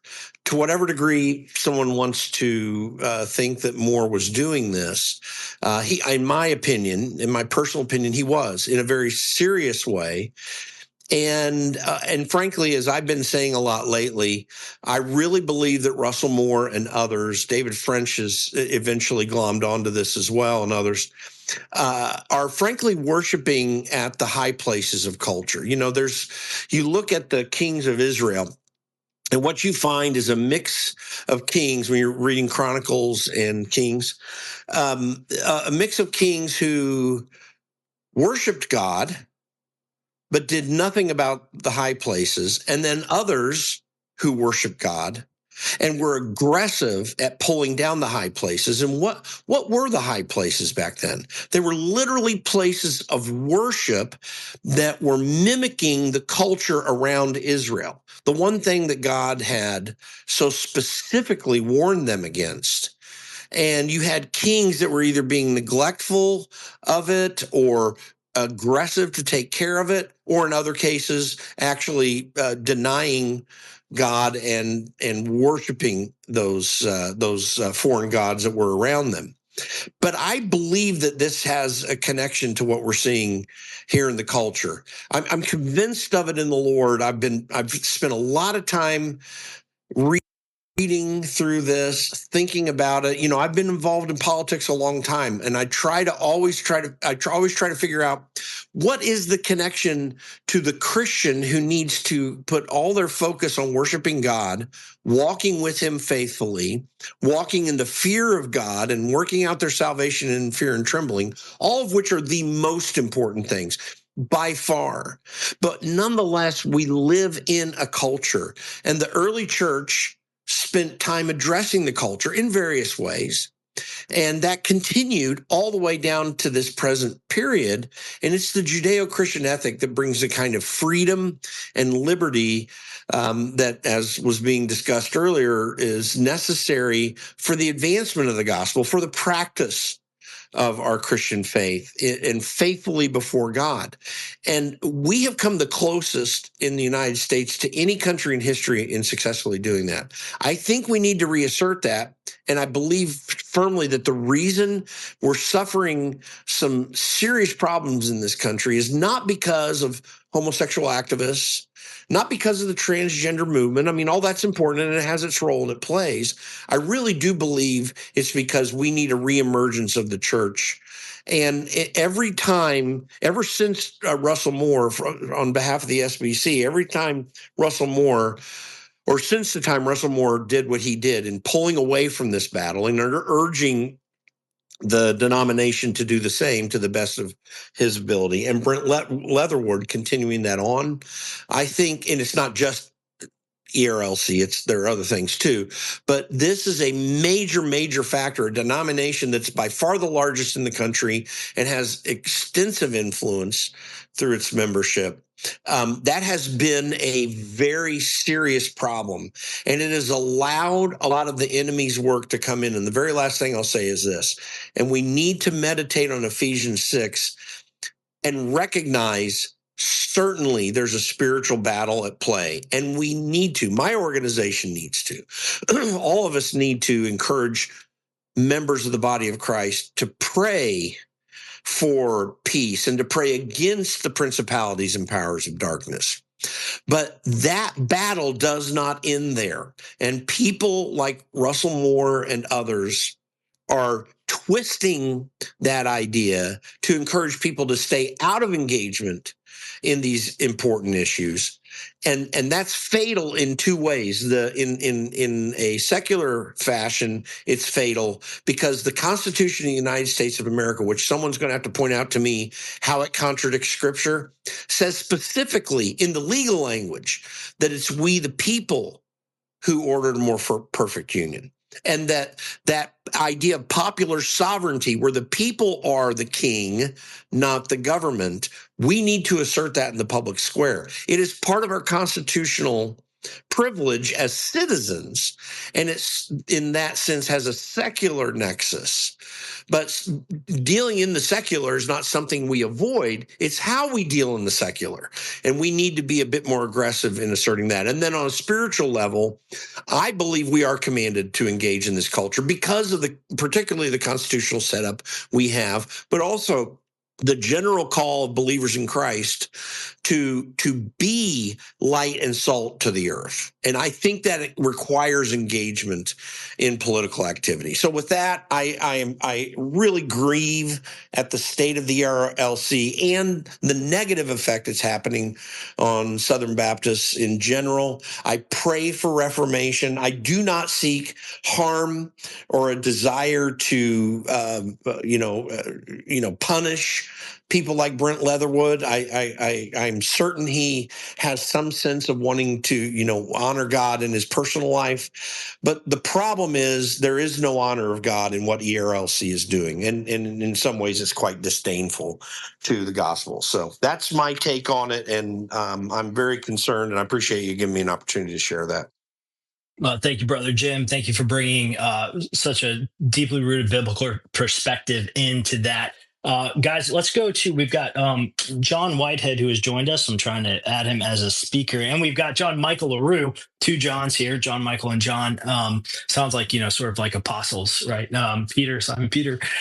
So let's go to Michael LaRue, who also contributed to the Christ Overall monthly theme on how the ERLC has lost his trust as a Southern Baptist pastor and what it would look like to get it back. Thank you for joining us, Jon. Michael, over to you, brother. Appreciate you, William, there. I think my biggest concern as a pastor is not simply the policy associates that are unknown working in DC. That is important. They're important. But my biggest concern is that I would love for the ERLC to have a leading voice, a bold voice, a prophetic voice in the conservative values of our culture. When I think about the last few years in terms of who is responsible for the shift away from wokeness, why is it that in the last 2 months, President Trump is passing all of these executive orders overthrowing DEI and attacking the transgender movement? Who is it that has been speaking out? It saddens me that the leading people have been Elon Musk.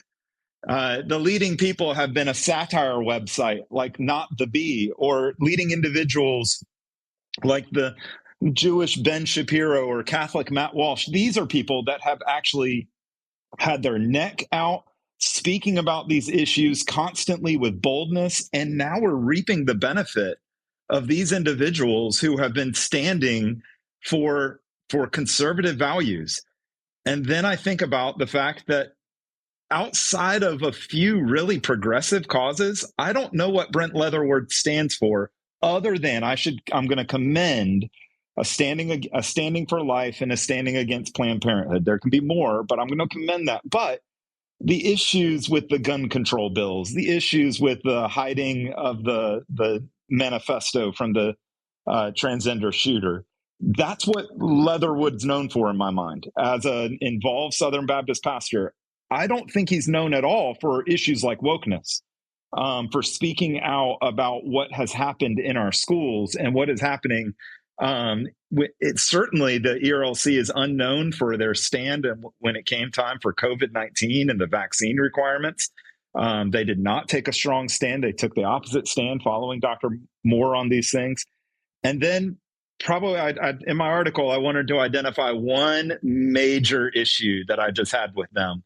And I think that they've been completely on the wrong side of the social justice, critical race theory, and intersectionality issue. And it's been disastrous for our culture. And specifically, it's been disastrous for the Southern Baptist Convention. And going back to the 2018 conference that they put on with the Gospel Coalition on Martin Luther King Jr., when they were platforming and bringing in voices that are CRT-affirming voices like Charlie Dates and Jamar Tipsy, the ERLC was responsible for allowing these things into our churches. And certainly Dr. Moore was head of that at that time. Brent Leatherwood wasn't directing that time. But when Brent Leatherwood came in, there was no sober-minded response about what the ERLC had done. In fact, what we have seen is that there has been complete radio silence from the ERLC about critical race theory. The last time you can find an article about from them is from 2021. There was one article written on intersectionality.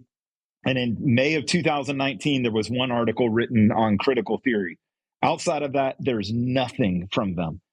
And that is just abdicating their responsibility as an ethics organization to speak to the churches about one of the most critical cultural issues at the time. I ended my article just commending that there are groups that are doing this well. In fact, for the listeners, Christ Overall, July 2023 theme was focused on civil rights and civil wrongs, what the church needs to do and undo. There was 22 different articles posted that month from voices like Virgil Walker and Daryl Harrison, Kevin Briggins, Buddy Bauckham. There's many different voices out there that should be lifted up. And then I want to just draw special attention to a group called the Center for Biblical Unity.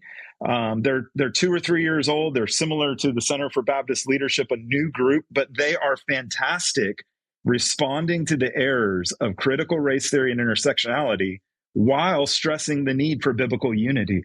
And so the ERLC could have been on this side.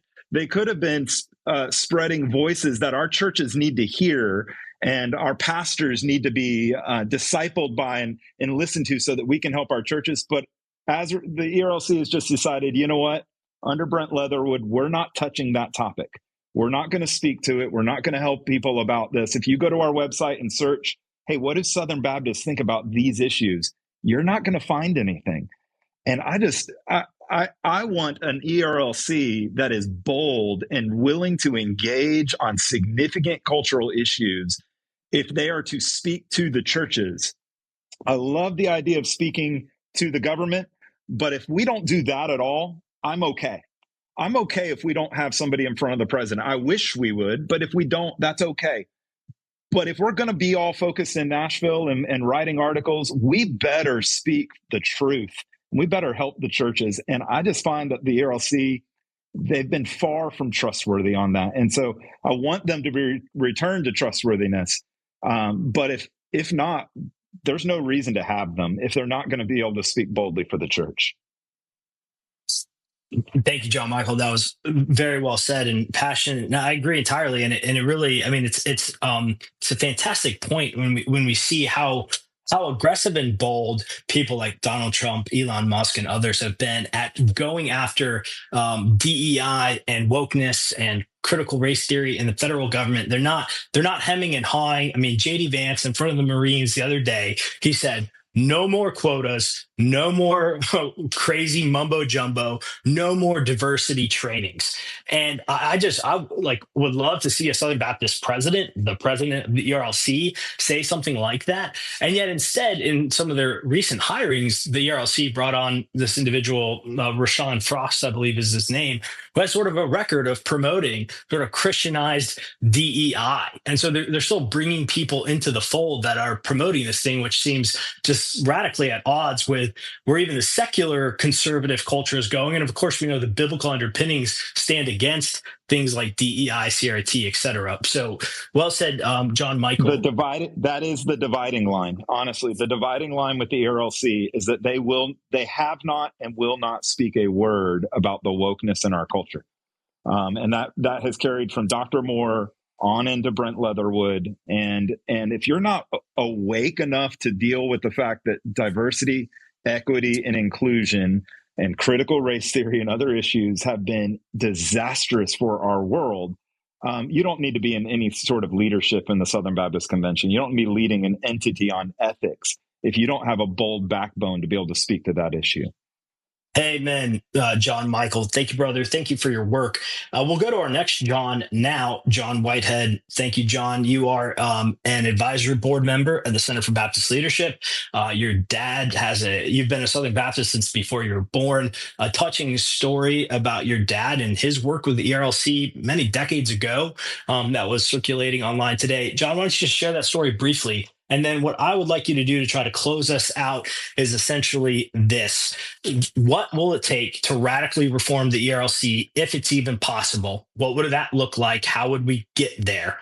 And take it away. Yeah, sure. Sorry, I've had to join late, so it's probably the wrong meeting for your ERLC trustee to show up a little late and ask how things went. But from what I've heard, there's been some good discussion. Yeah, as William mentioned and was laid out a little bit in Megan's article today, and as I mentioned in my article with Christ Overall this month, I've had a unique position in that I have been an observer of what was the Christian Life Commission back in the early 1990s. My father, Mike Whitehead, was the first Southern Baptist Convention lawyer in Washington, D.C. Before that, the convention used the Baptist Joint Committee, and there were several denominations that cooperated. But as the SBC went right and other Baptist institutions went left, Southern Baptists decided we needed our own voice in Washington.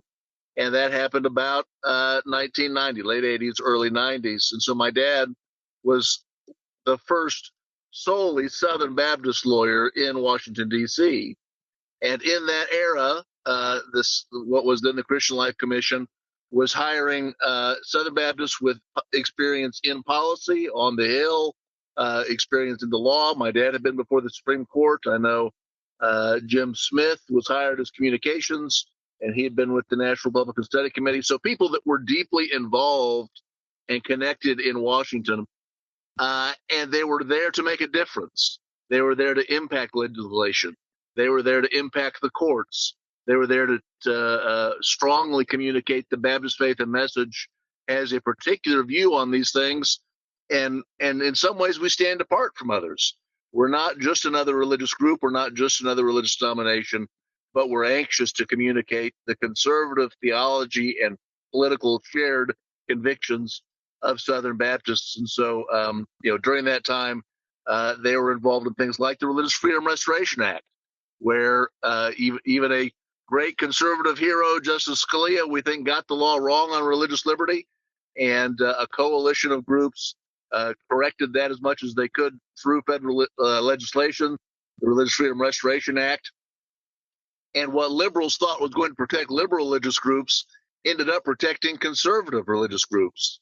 And so you'll remember the fight even recently when Indiana tried to have its own Religious Freedom Restoration Act, and Mike Pence was the governor there and backed down in the face of corporate pressure. Southern Baptists got that done at the federal level because of strong work by the CLC and now the ERLC. So they were getting things done that have protected Southern Baptists and others, protected everybody, now for over 35 years. And so when we talk about is there a reason to have an ERLC?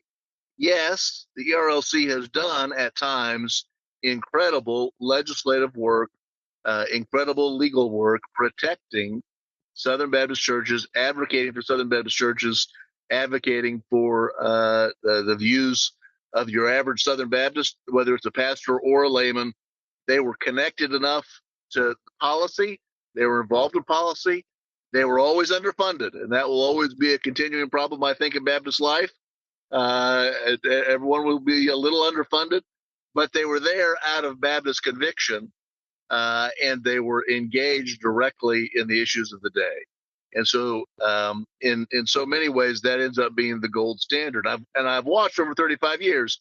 I was a child when my dad was on staff.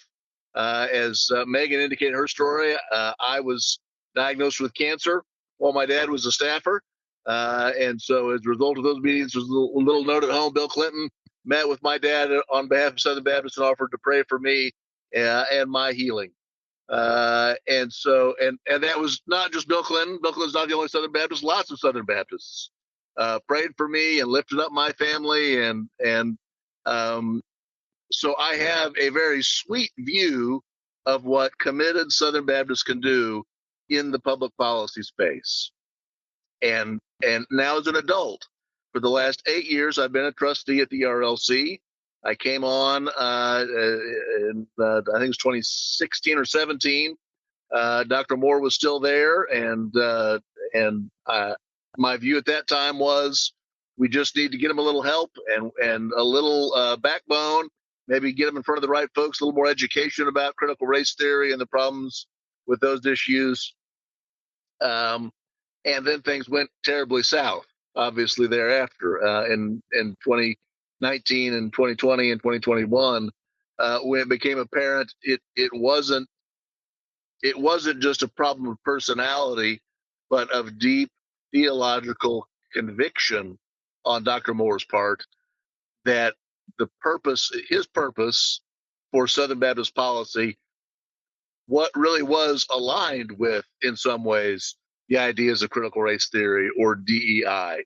And as I wrote in my article, if you want to understand the theological underpinnings of the mess and why is it so many people are committed, it seems, to a view that has been unhelpful in Southern Baptist churches, as John Michael said, you need to go back and read Dr. Moore's doctoral thesis that was published as The Kingdom of Christ. And in it, he lays out his theological view.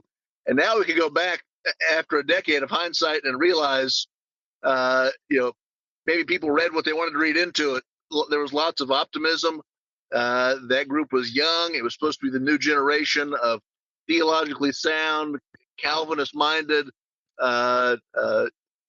complementarian, even patriarchal folks that were grounded in the Scripture and were young and were ready to take the torch off from the last generation. And so there was lots of hope. But unfortunately, that hope was mislaid. It was misfounded because Dr. Moore really did have a deep theological conviction that the goal of Southern Baptists was you really couldn't present the gospel correctly unless you covered both right and left. Right and left both had good ideas. Right and left both loved Jesus. So right and left had to be in the same political coalition. And that meant you had to judge the success of the ERLC not by whether abortion had ended, not by whether transgender rights had not been accomplished, not by whether gay marriage had been upheld or allowed or not. You ended up judging the gospel presentation by whether or not Republicans and Democrats equally agreed with it. And so as we've come to a place in culture where it's impossible to have a Southern Baptist in some Democratic spaces, where it's impossible to really convictionally believe what you believe about individualism in the Democrat Party, to really believe what you believe about humanity in most of the Democrat Party. It's not just unusual to have a Baptist in those spaces. It's impossible to have the convictions of the party on the left and retain a gospel-centered view. But if your theological conviction is Baptists need to be on the right and the left, you can't move right without finding somebody on the left that agrees with you. And so the search for the left, a good leftist, the blue dog Democrat, the Jimmy Carter, the Bill Clinton, the somebody who's got left-leaning politics but also claims Jesus, in order for it to be a good victory, you have to get them to come with you. And as we found in Dobbs, in overturning Roe versus Wade, not many people on the left were happy about Dobbs. Lots of folks said, well, this will cause more abortion because, we don't have enough government programs. And so the left did not celebrate the fall of Dobbs, whereas the right was ecstatic. And so the question is, well, how did that reflect the gospel? And if you're, I think most Southern Baptists, you say, amen, it reflects the gospel when government gets out of the legal murder business, when government stops sanctioning the taking of human life. But to many, I think with the theological conviction of Dr. Moore, it was not so resounding a victory. It might have been good, but it would have been better if we had found lots more Democrats happy about the end of Roe versus Wade.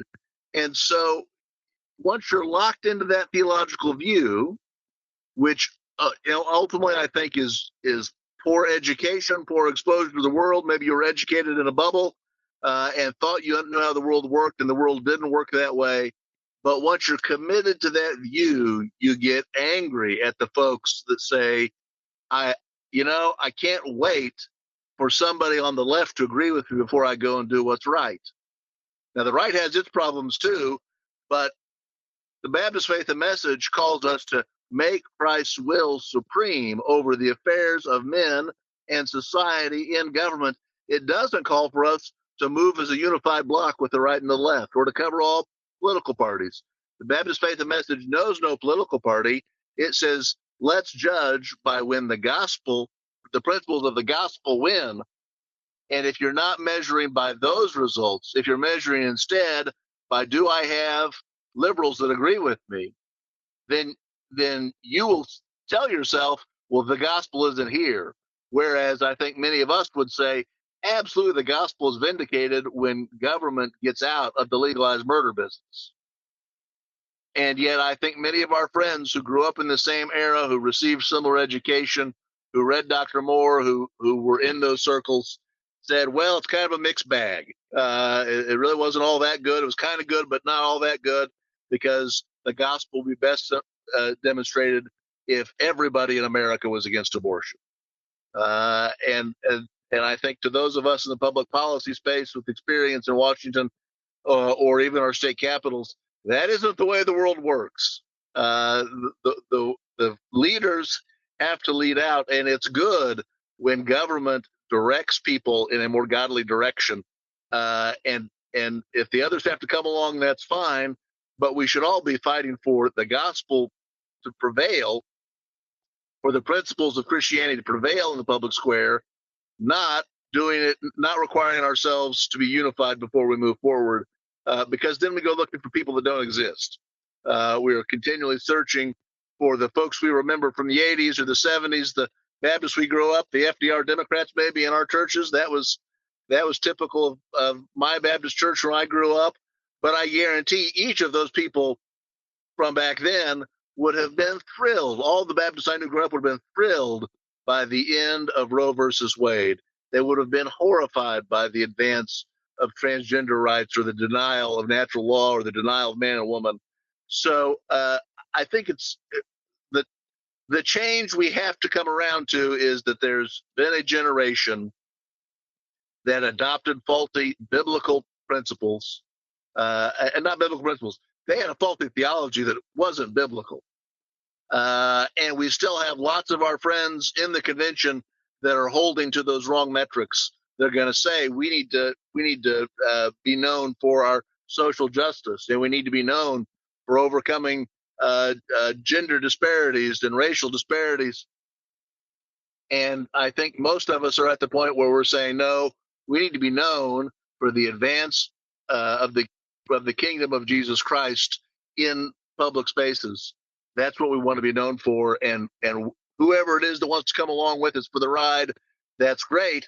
But we're not going to sit on our hands and wait for 70% of the country to agree with us before we move forward. And so understanding that, I think the situation we are in is a theological disagreement that we really need to get to the other side of. And it has caused chaos in the SBC, I think in Dr. Moore's personal life. And I think it's caused real confusion as to the direction our public policy efforts should take. Are we supposed to be known as kind of social justice warriors, but with the gospel? Or are we supposed to be known as advocates for Jesus Christ, even when maybe the rest of culture says that's not where we want to go? Or are we going to fight for those principles? Or are we going to fight to show unity in some things the world agrees about? So I that is the ultimate root cause of the theological issue that has divided the SBC. I think Baptists in the pews have 80-90% clarity. They weren't going to go down that road. They were never going to go down the social justice warrior road. They were going to reject wokeness. They saw it at their schools and they hated it. They saw it in their business and they hated it. They hated the way their HR department came down on them and made them fear for their jobs for having Christian convictions. But those that didn't have to work in the jobs and didn't have to work in the schools, if you were just trying to recreate kind of a 1970s Baptist church, you didn't understand how those ideas were working out in the daily life of people in the pews. So I think Baptists have always understood for the past 10 years, we're not going down that road. And yet our leaders had this idea that maybe if we soft sell this, maybe if Jesus just had better advertising, we could actually Christianize the left as well as the right, and so seek evangelization of everybody. And that's a great Baptist goal. Everyone needs to be evangelized, but that doesn't mean we wait and don't act in the political arena. We don't act on what's best. waiting for everyone else to come around. So that's my not so brief assessment of the theological problem we are in. As an ERLC trustee, the convention has given me a responsibility to do my best to carry out the assignments that they have given the ERLC. As I pointed out in my article, I think it's important to note we're only about 35 years into the current system. What we have now is a modern experiment. It wasn't that way before. Southern Baptists are free to decide it doesn't need to be that way in the future. And so, query, have we given the RLC assignments that do, in essence, result in division? Have we asked it to make political decisions for Baptists on complex issues where we haven't talked? As I explained in my article, I don't think the RLC has that assignment, but the majority of my fellow trustees are pretty willing to let the ERLC staff take positions as long as they're not contrary to SBC resolutions, whereas I pretty firmly believe the ERLC should only be communicating in areas of agreement, not in areas of disagreement. That's not the majority view. And so we've run into the situation in the past few years where ERLC has become known for taking positions on gun control or immigration or other issues that I don't think most Southern Baptists hold. Again, I think under their theological conviction, they're trying to display a gospel witness by as green as much as they can with those across the aisle. But as I explained in my article, I think the downside of that approach really is you're sitting on your hands when the kingdom can be advanced. And I'm not sure that's what Southern Baptists intended for us to do, was to sit on our hands during a chance for the kingdom to advance. Jon, that was fascinating. Thank you for all that history. And if you could try to give briefly sort of brass tacks, like what will it take? Because, the question is, can it be reformed? You've laid out all these issues, deep issues, theological issues, positioning and posture issues, inclination issues.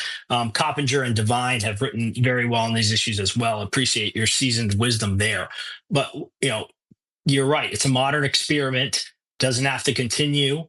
Can it continue as the ERLC? What would that take? Total trustee change, new leadership, new staff. How do we get that if we can get it? And if we can't, what should we do instead? Yeah, I mean, in some ways, as the trustee, I'm not sure it's my place to tell the convention what to do. I can tell you all of those options, of course, are on the table, it seems to me. Baptists can look at it and decide it needs new leadership. Baptists can look at it and decide it needs new trustees. Baptists can decide this is the wrong assignment to give it. As others have said, and because of my history, I want a Baptist presence in the public sphere. And I think Southern Baptists want that. They don't want to duplicate efforts. They don't want to waste money. And so, query, how do we get there? And is the ERLC, as it is currently structured, going to get there? And I think it's an open question whether or not the convention decides, do we need new leadership? Would that change things? Does it need new instructions? Do we adjust the assignment? Do we put limitations on it? Is there something about the way trustees are governing the institution? And I think across the SBC, I've tried to raise good governance issues, not just for the RLC, but for other boards as well. Jon, question to you. Did the ERLC trustees raise an eyebrow about the vote that happened last year at the convention? Some of the trustees understood it was different, especially if you were in the room. Some, however, said, how do we really know it was 40%? I had a friend on the platform, and he said it was 10. He said it was 15. And don't we always have 15%?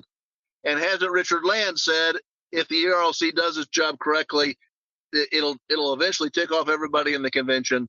And so what matters most is our heart in the right place.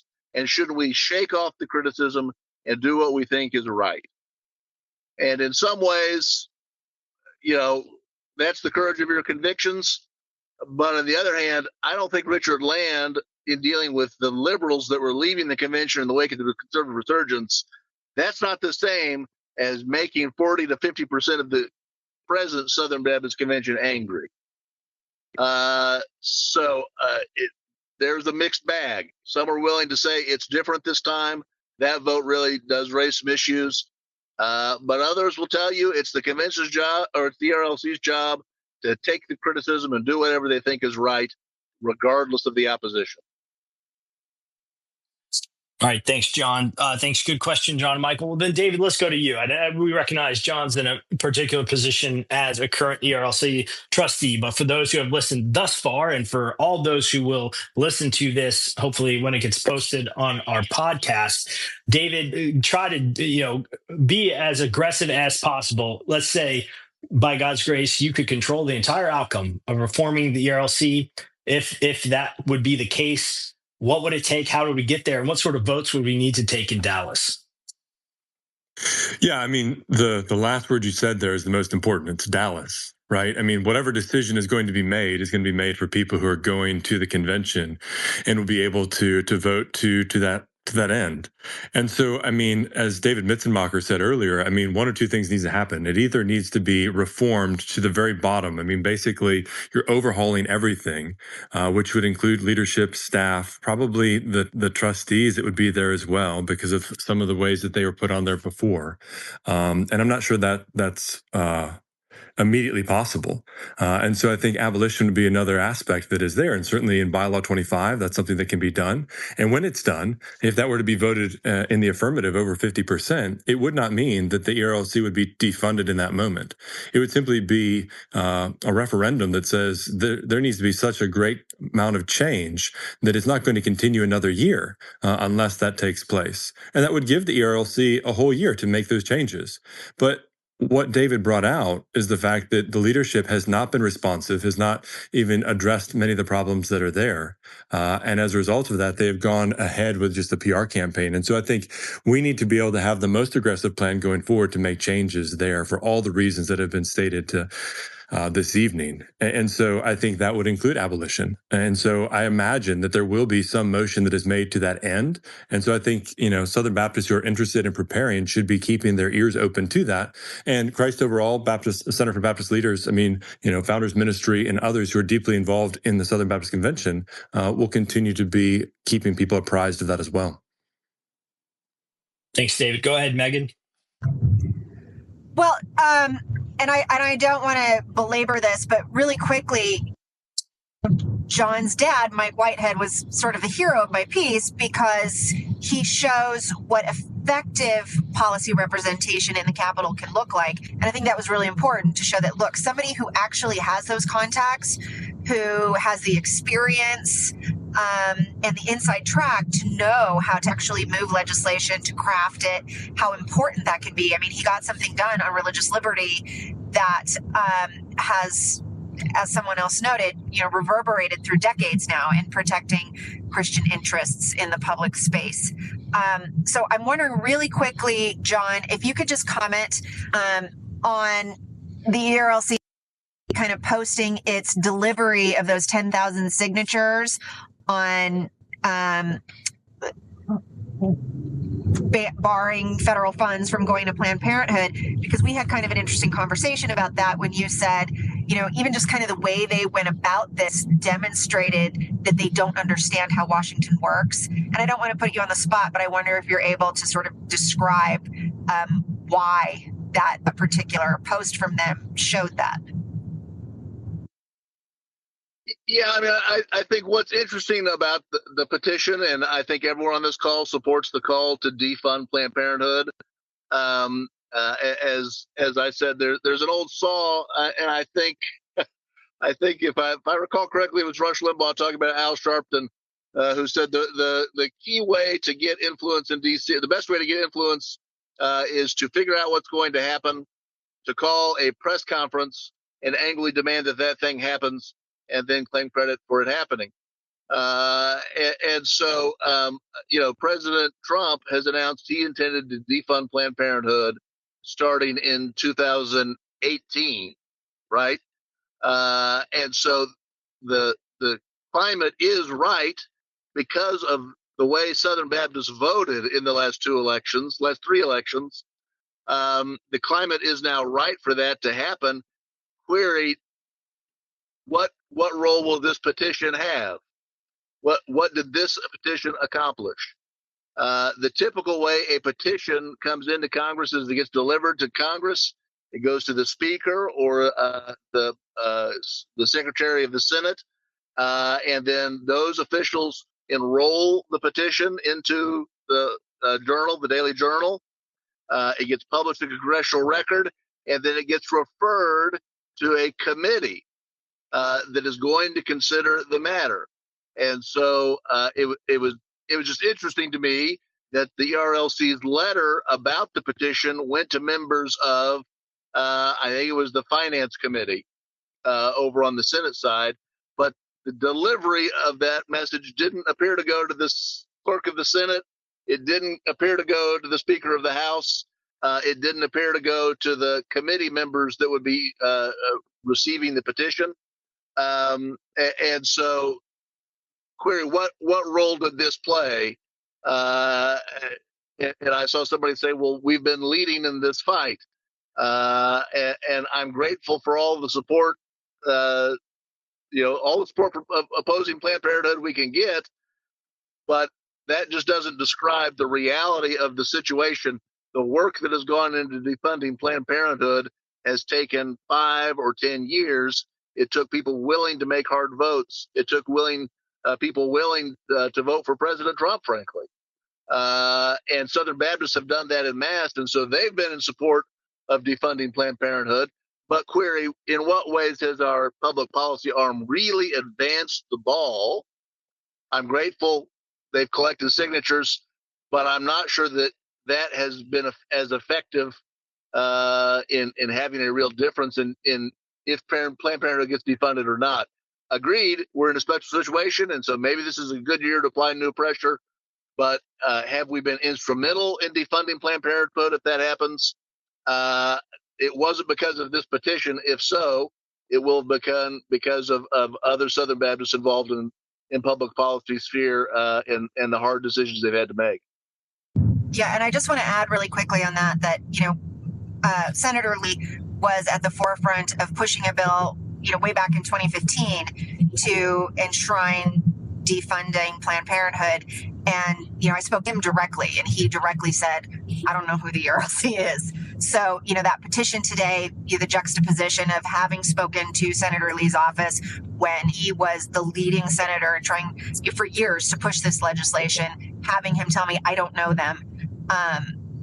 That was really telling. And so that I kind of wanted to, before we got away and wrapped up here, have you explain how even the way they presented the delivery of this petition showed that they don't really understand how these things work in the Capitol. Yeah, there are good reasons to have petitions. There are good reasons to collect email addresses. There's a good reason to have a list of 10,000 Southern Baptists interested in this issue. But also we need to understand the scope of what it takes to get these kinds of efforts done. And it's so much bigger than that. And it involves years of hard work and hard votes and popular support. And thank God we're at a position where we're close. But query again, have we led that effort? I don't know that anyone in DC would say we've led that effort. I'm glad they're supporting that effort. Thanks, John. Thanks, Megan. Let me offer just a few comments here, then I'll turn it over to David. and we will end the space, and I can go watch my Duke Blue Devils hopefully shake off a lethargic start and advance to the Elite Eight. But I just want to tick through a couple of items. Please stay in the space, folks. Don't hop out. One that I think we cannot fail to mention, which is that, right now, as we fight for equal justice under the law for all of our pre-born neighbors here in the United States of America, unborn babies, that Brent Leatherwood led the ERLC to oppose a bill of equal protection in Louisiana. That was not Russell Moore. That was Brent Leatherwood. Brent Leatherwood has been questioned multiple times about the posture of the ERLC in relation to equal protection under the law for the unborn at Southern Baptist Convention annual meetings by heroic Southern Baptist pastors like Dusty Devers and I believe Brian Gunter as well. And he has essentially scoffed at those critics multiple times, refused to adopt what is the biblical position on this, that anybody involved in abortion should be morally and legally culpable for the ending of the child's life, not just the abortion clinic and the doctor, but also the father and the mother. And our laws can recognize and parse to what degree each person deserves culpability and punishment for that. That is the unassailable biblical position on this. That obviously leads us to have a whole host of political questions into how we enact that. But that needs to be our North Star, and it clearly isn't Brent Leatherwood's, and it's not the ERLC's. And for all the chatter that I see on social media about the ERLC, that one has not gone away for years, and continues to not go away for years. And right now, in a post-Dobbs world where we can be trying to gain ground to protect life at the state level, the ERLC is really nowhere to be found in those fights. And that's another thing of what would a better ERLC be doing? It could be joining in at the state level to fight for equal protection. And instead, the brothers and sisters in these fights fighting for equal protection at the state level, I continue to hear chatter about how sometimes it's the sort of state level ERLC representatives, because they're sort of like state ethics arms of the Southern Baptist Convention, that are opposing them in that, which again just seems completely contradictory to the Baptist faith and message, to our theological commitments, and fundamentally to a resolution that was passed by Southern Baptists in, I believe, 2021 to call for the abolition of abortion and equal protection under the law. So I think we would be remiss not to mention that sort of major issue that continues to plague and hound the ERLC moving forward. And, so if you're still listening, you have to come to Dallas. And whether or not you believe that the ERLC can be reformed, you might think it can be, you might think it can't be, you should join together in educating messengers and pastors to vote to abolish the ERLC, the first year vote, to send the unmistakable signal that things must change, that we need new trustees, we need new leadership, we need new staff, we need a different direction, vision, mission, fundamental theological foundations for how they do the work, like John spelled out. And look, if that passes, it sends that. It gives them 1 year to change things. And it would need to be a radical change. This isn't rearranging the deck chairs on a Titanic. This is, 180 degrees system restoration, or whatever the technical term is, 100-point restoration. And if they don't do that when we go to Orlando, we can get rid of the ERLC. I would put it like this way. I believe the Southern Baptist Convention needs and should have a public policy arm. It does not have to be the ERLC. We could end the ERLC in Orlando in 2026, and per our bylaws, we could constitute a new public policy arm. This is how things grow. This is how things change. That's a real possibility. But those decisions will only be made if messengers are committed to come to our annual meeting. If churches take it seriously, if pastors take it seriously, take extreme ownership of the stewardship that they have in the Southern Baptist Convention to come to Dallas to bring their messengers. If your church gets 8 messengers, don't show up with just 1 unless you absolutely can't help it. Get at least 2, get 3, get 4 if you can. Come to the annual meeting, get educated, read this series at Christ Over All, and pray for reform. Pray for reform at the Ethics and Religious Liberty Commission. And with that, I'll turn it over to David for any closing remarks. Yeah, William, thank you for hosting this tonight, and for all those who have listened to the end. Thank you as well for Megan and for Jim and for Jon, Michael, David. Thank you guys for sharing these things with us. I mean, part of this is beginning a conversation. We raised the question with Christ Overall at the beginning of the month, and really it is a conundrum, and it's one that needs an answer. And that answer is going to come as Southern Baptists are mobilized to go and to, one, talk to others, to share these things with others, to spur each other on towards love and good deeds. And really, I mean, to echo what you just said, William, I mean, to demand a public policy arm that from Southern Baptists who is actually doing effective work in Washington, D.C., not just giving us photo shoots and being encouraged that we have Southern Baptist pastors from Texas who are milling around Washington, D.C., but actually having an effective lobbying arm that is there, because what takes place there is going to have impact downstream for churches that are trying to be faithful to making disciples. So really, there are ways that this connections to our calling as local churches to make disciples, to fulfill the Great Commission. And that's only going to happen if we hold the trustees accountable, the trustees hold the entity accountable. And those are things we get to do as we come together in Dallas this summer. Thank you, David. So let's see. David, where can people find Christ Overall, you and your work? Yeah, real simple, christoverall.com. So you can find all of our articles there. Every month we have a different theme. Last year in March, we're looking at cooperation in Southern Baptist life, encouraging local associations and denominational life as well. The Mike Law Amendment is something that's going to be put forward again, we believe, in Dallas. That comes March a couple years ago. And of course, the ERLC this year. So again, we think about Bible, theology, church, and culture, but we do care for practical changes in the Southern Baptist Convention. And so that's why we've taken that this time. So that's where you can find that. There's also our Twitter handle as well, Christ_overall, and then David Schrock at Twitter as well. Yeah, thanks, David. Folks, make sure to go follow them on X and elsewhere, Christ_overall. They're doing excellent work. I'm so thankful for their organization and their partnership in this fight. You can find us online at the Center for Baptist Leadership.org. You can follow us at Baptist Leaders and subscribe to our podcast as well on YouTube, Center for Baptist Leadership. And I would say, too, if you're listening to this, Christ Overall is a nonprofit organization. Center for Baptist Leadership is a nonprofit organization. Mm-hmm. We only are able to do the work that we do through the generous support of like-minded partners. So if you feel so inclined and led, please consider supporting Christ Overall, giving to them, or please consider and praying to support Center for Baptist Leadership. I mean, I'd say between Christ Overall, Center for Baptist Leadership, organizations like American Reformer and others, we've tried to step in and fill the gap. We don't get cooperative program dollars. We don't get an allocation, of multi-million dollars per year. We're given our blood and our sweat to work to reform things that we believe can be great engines of the gospel mission, of cultural transformation, and ultimately of bringing people out of darkness into the glorious light of Jesus Christ, both through our churches and the public advocacy. So everybody, thank you so much for joining this tonight. Thank you again to all of our panelists. Thank you particularly to Megan Basham for the work that she's done as she battles cancer. Please continue to keep her in your prayers. And with that, brothers and sisters, have a good night. God bless, and go Duke. And I'm going to hang up before anybody says anything else. Good night.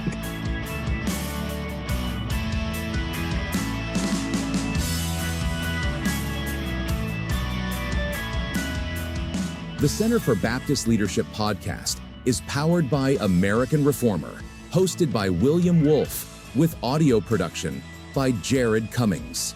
Our music is a custom remix of Soldiers of Christ in Truth Arrayed, the official hymn of Southern Baptist Theological Seminary. To help CBL reform and revitalize Christian institutions, please consider making a generous donation today at centerforbaptistleadership.org.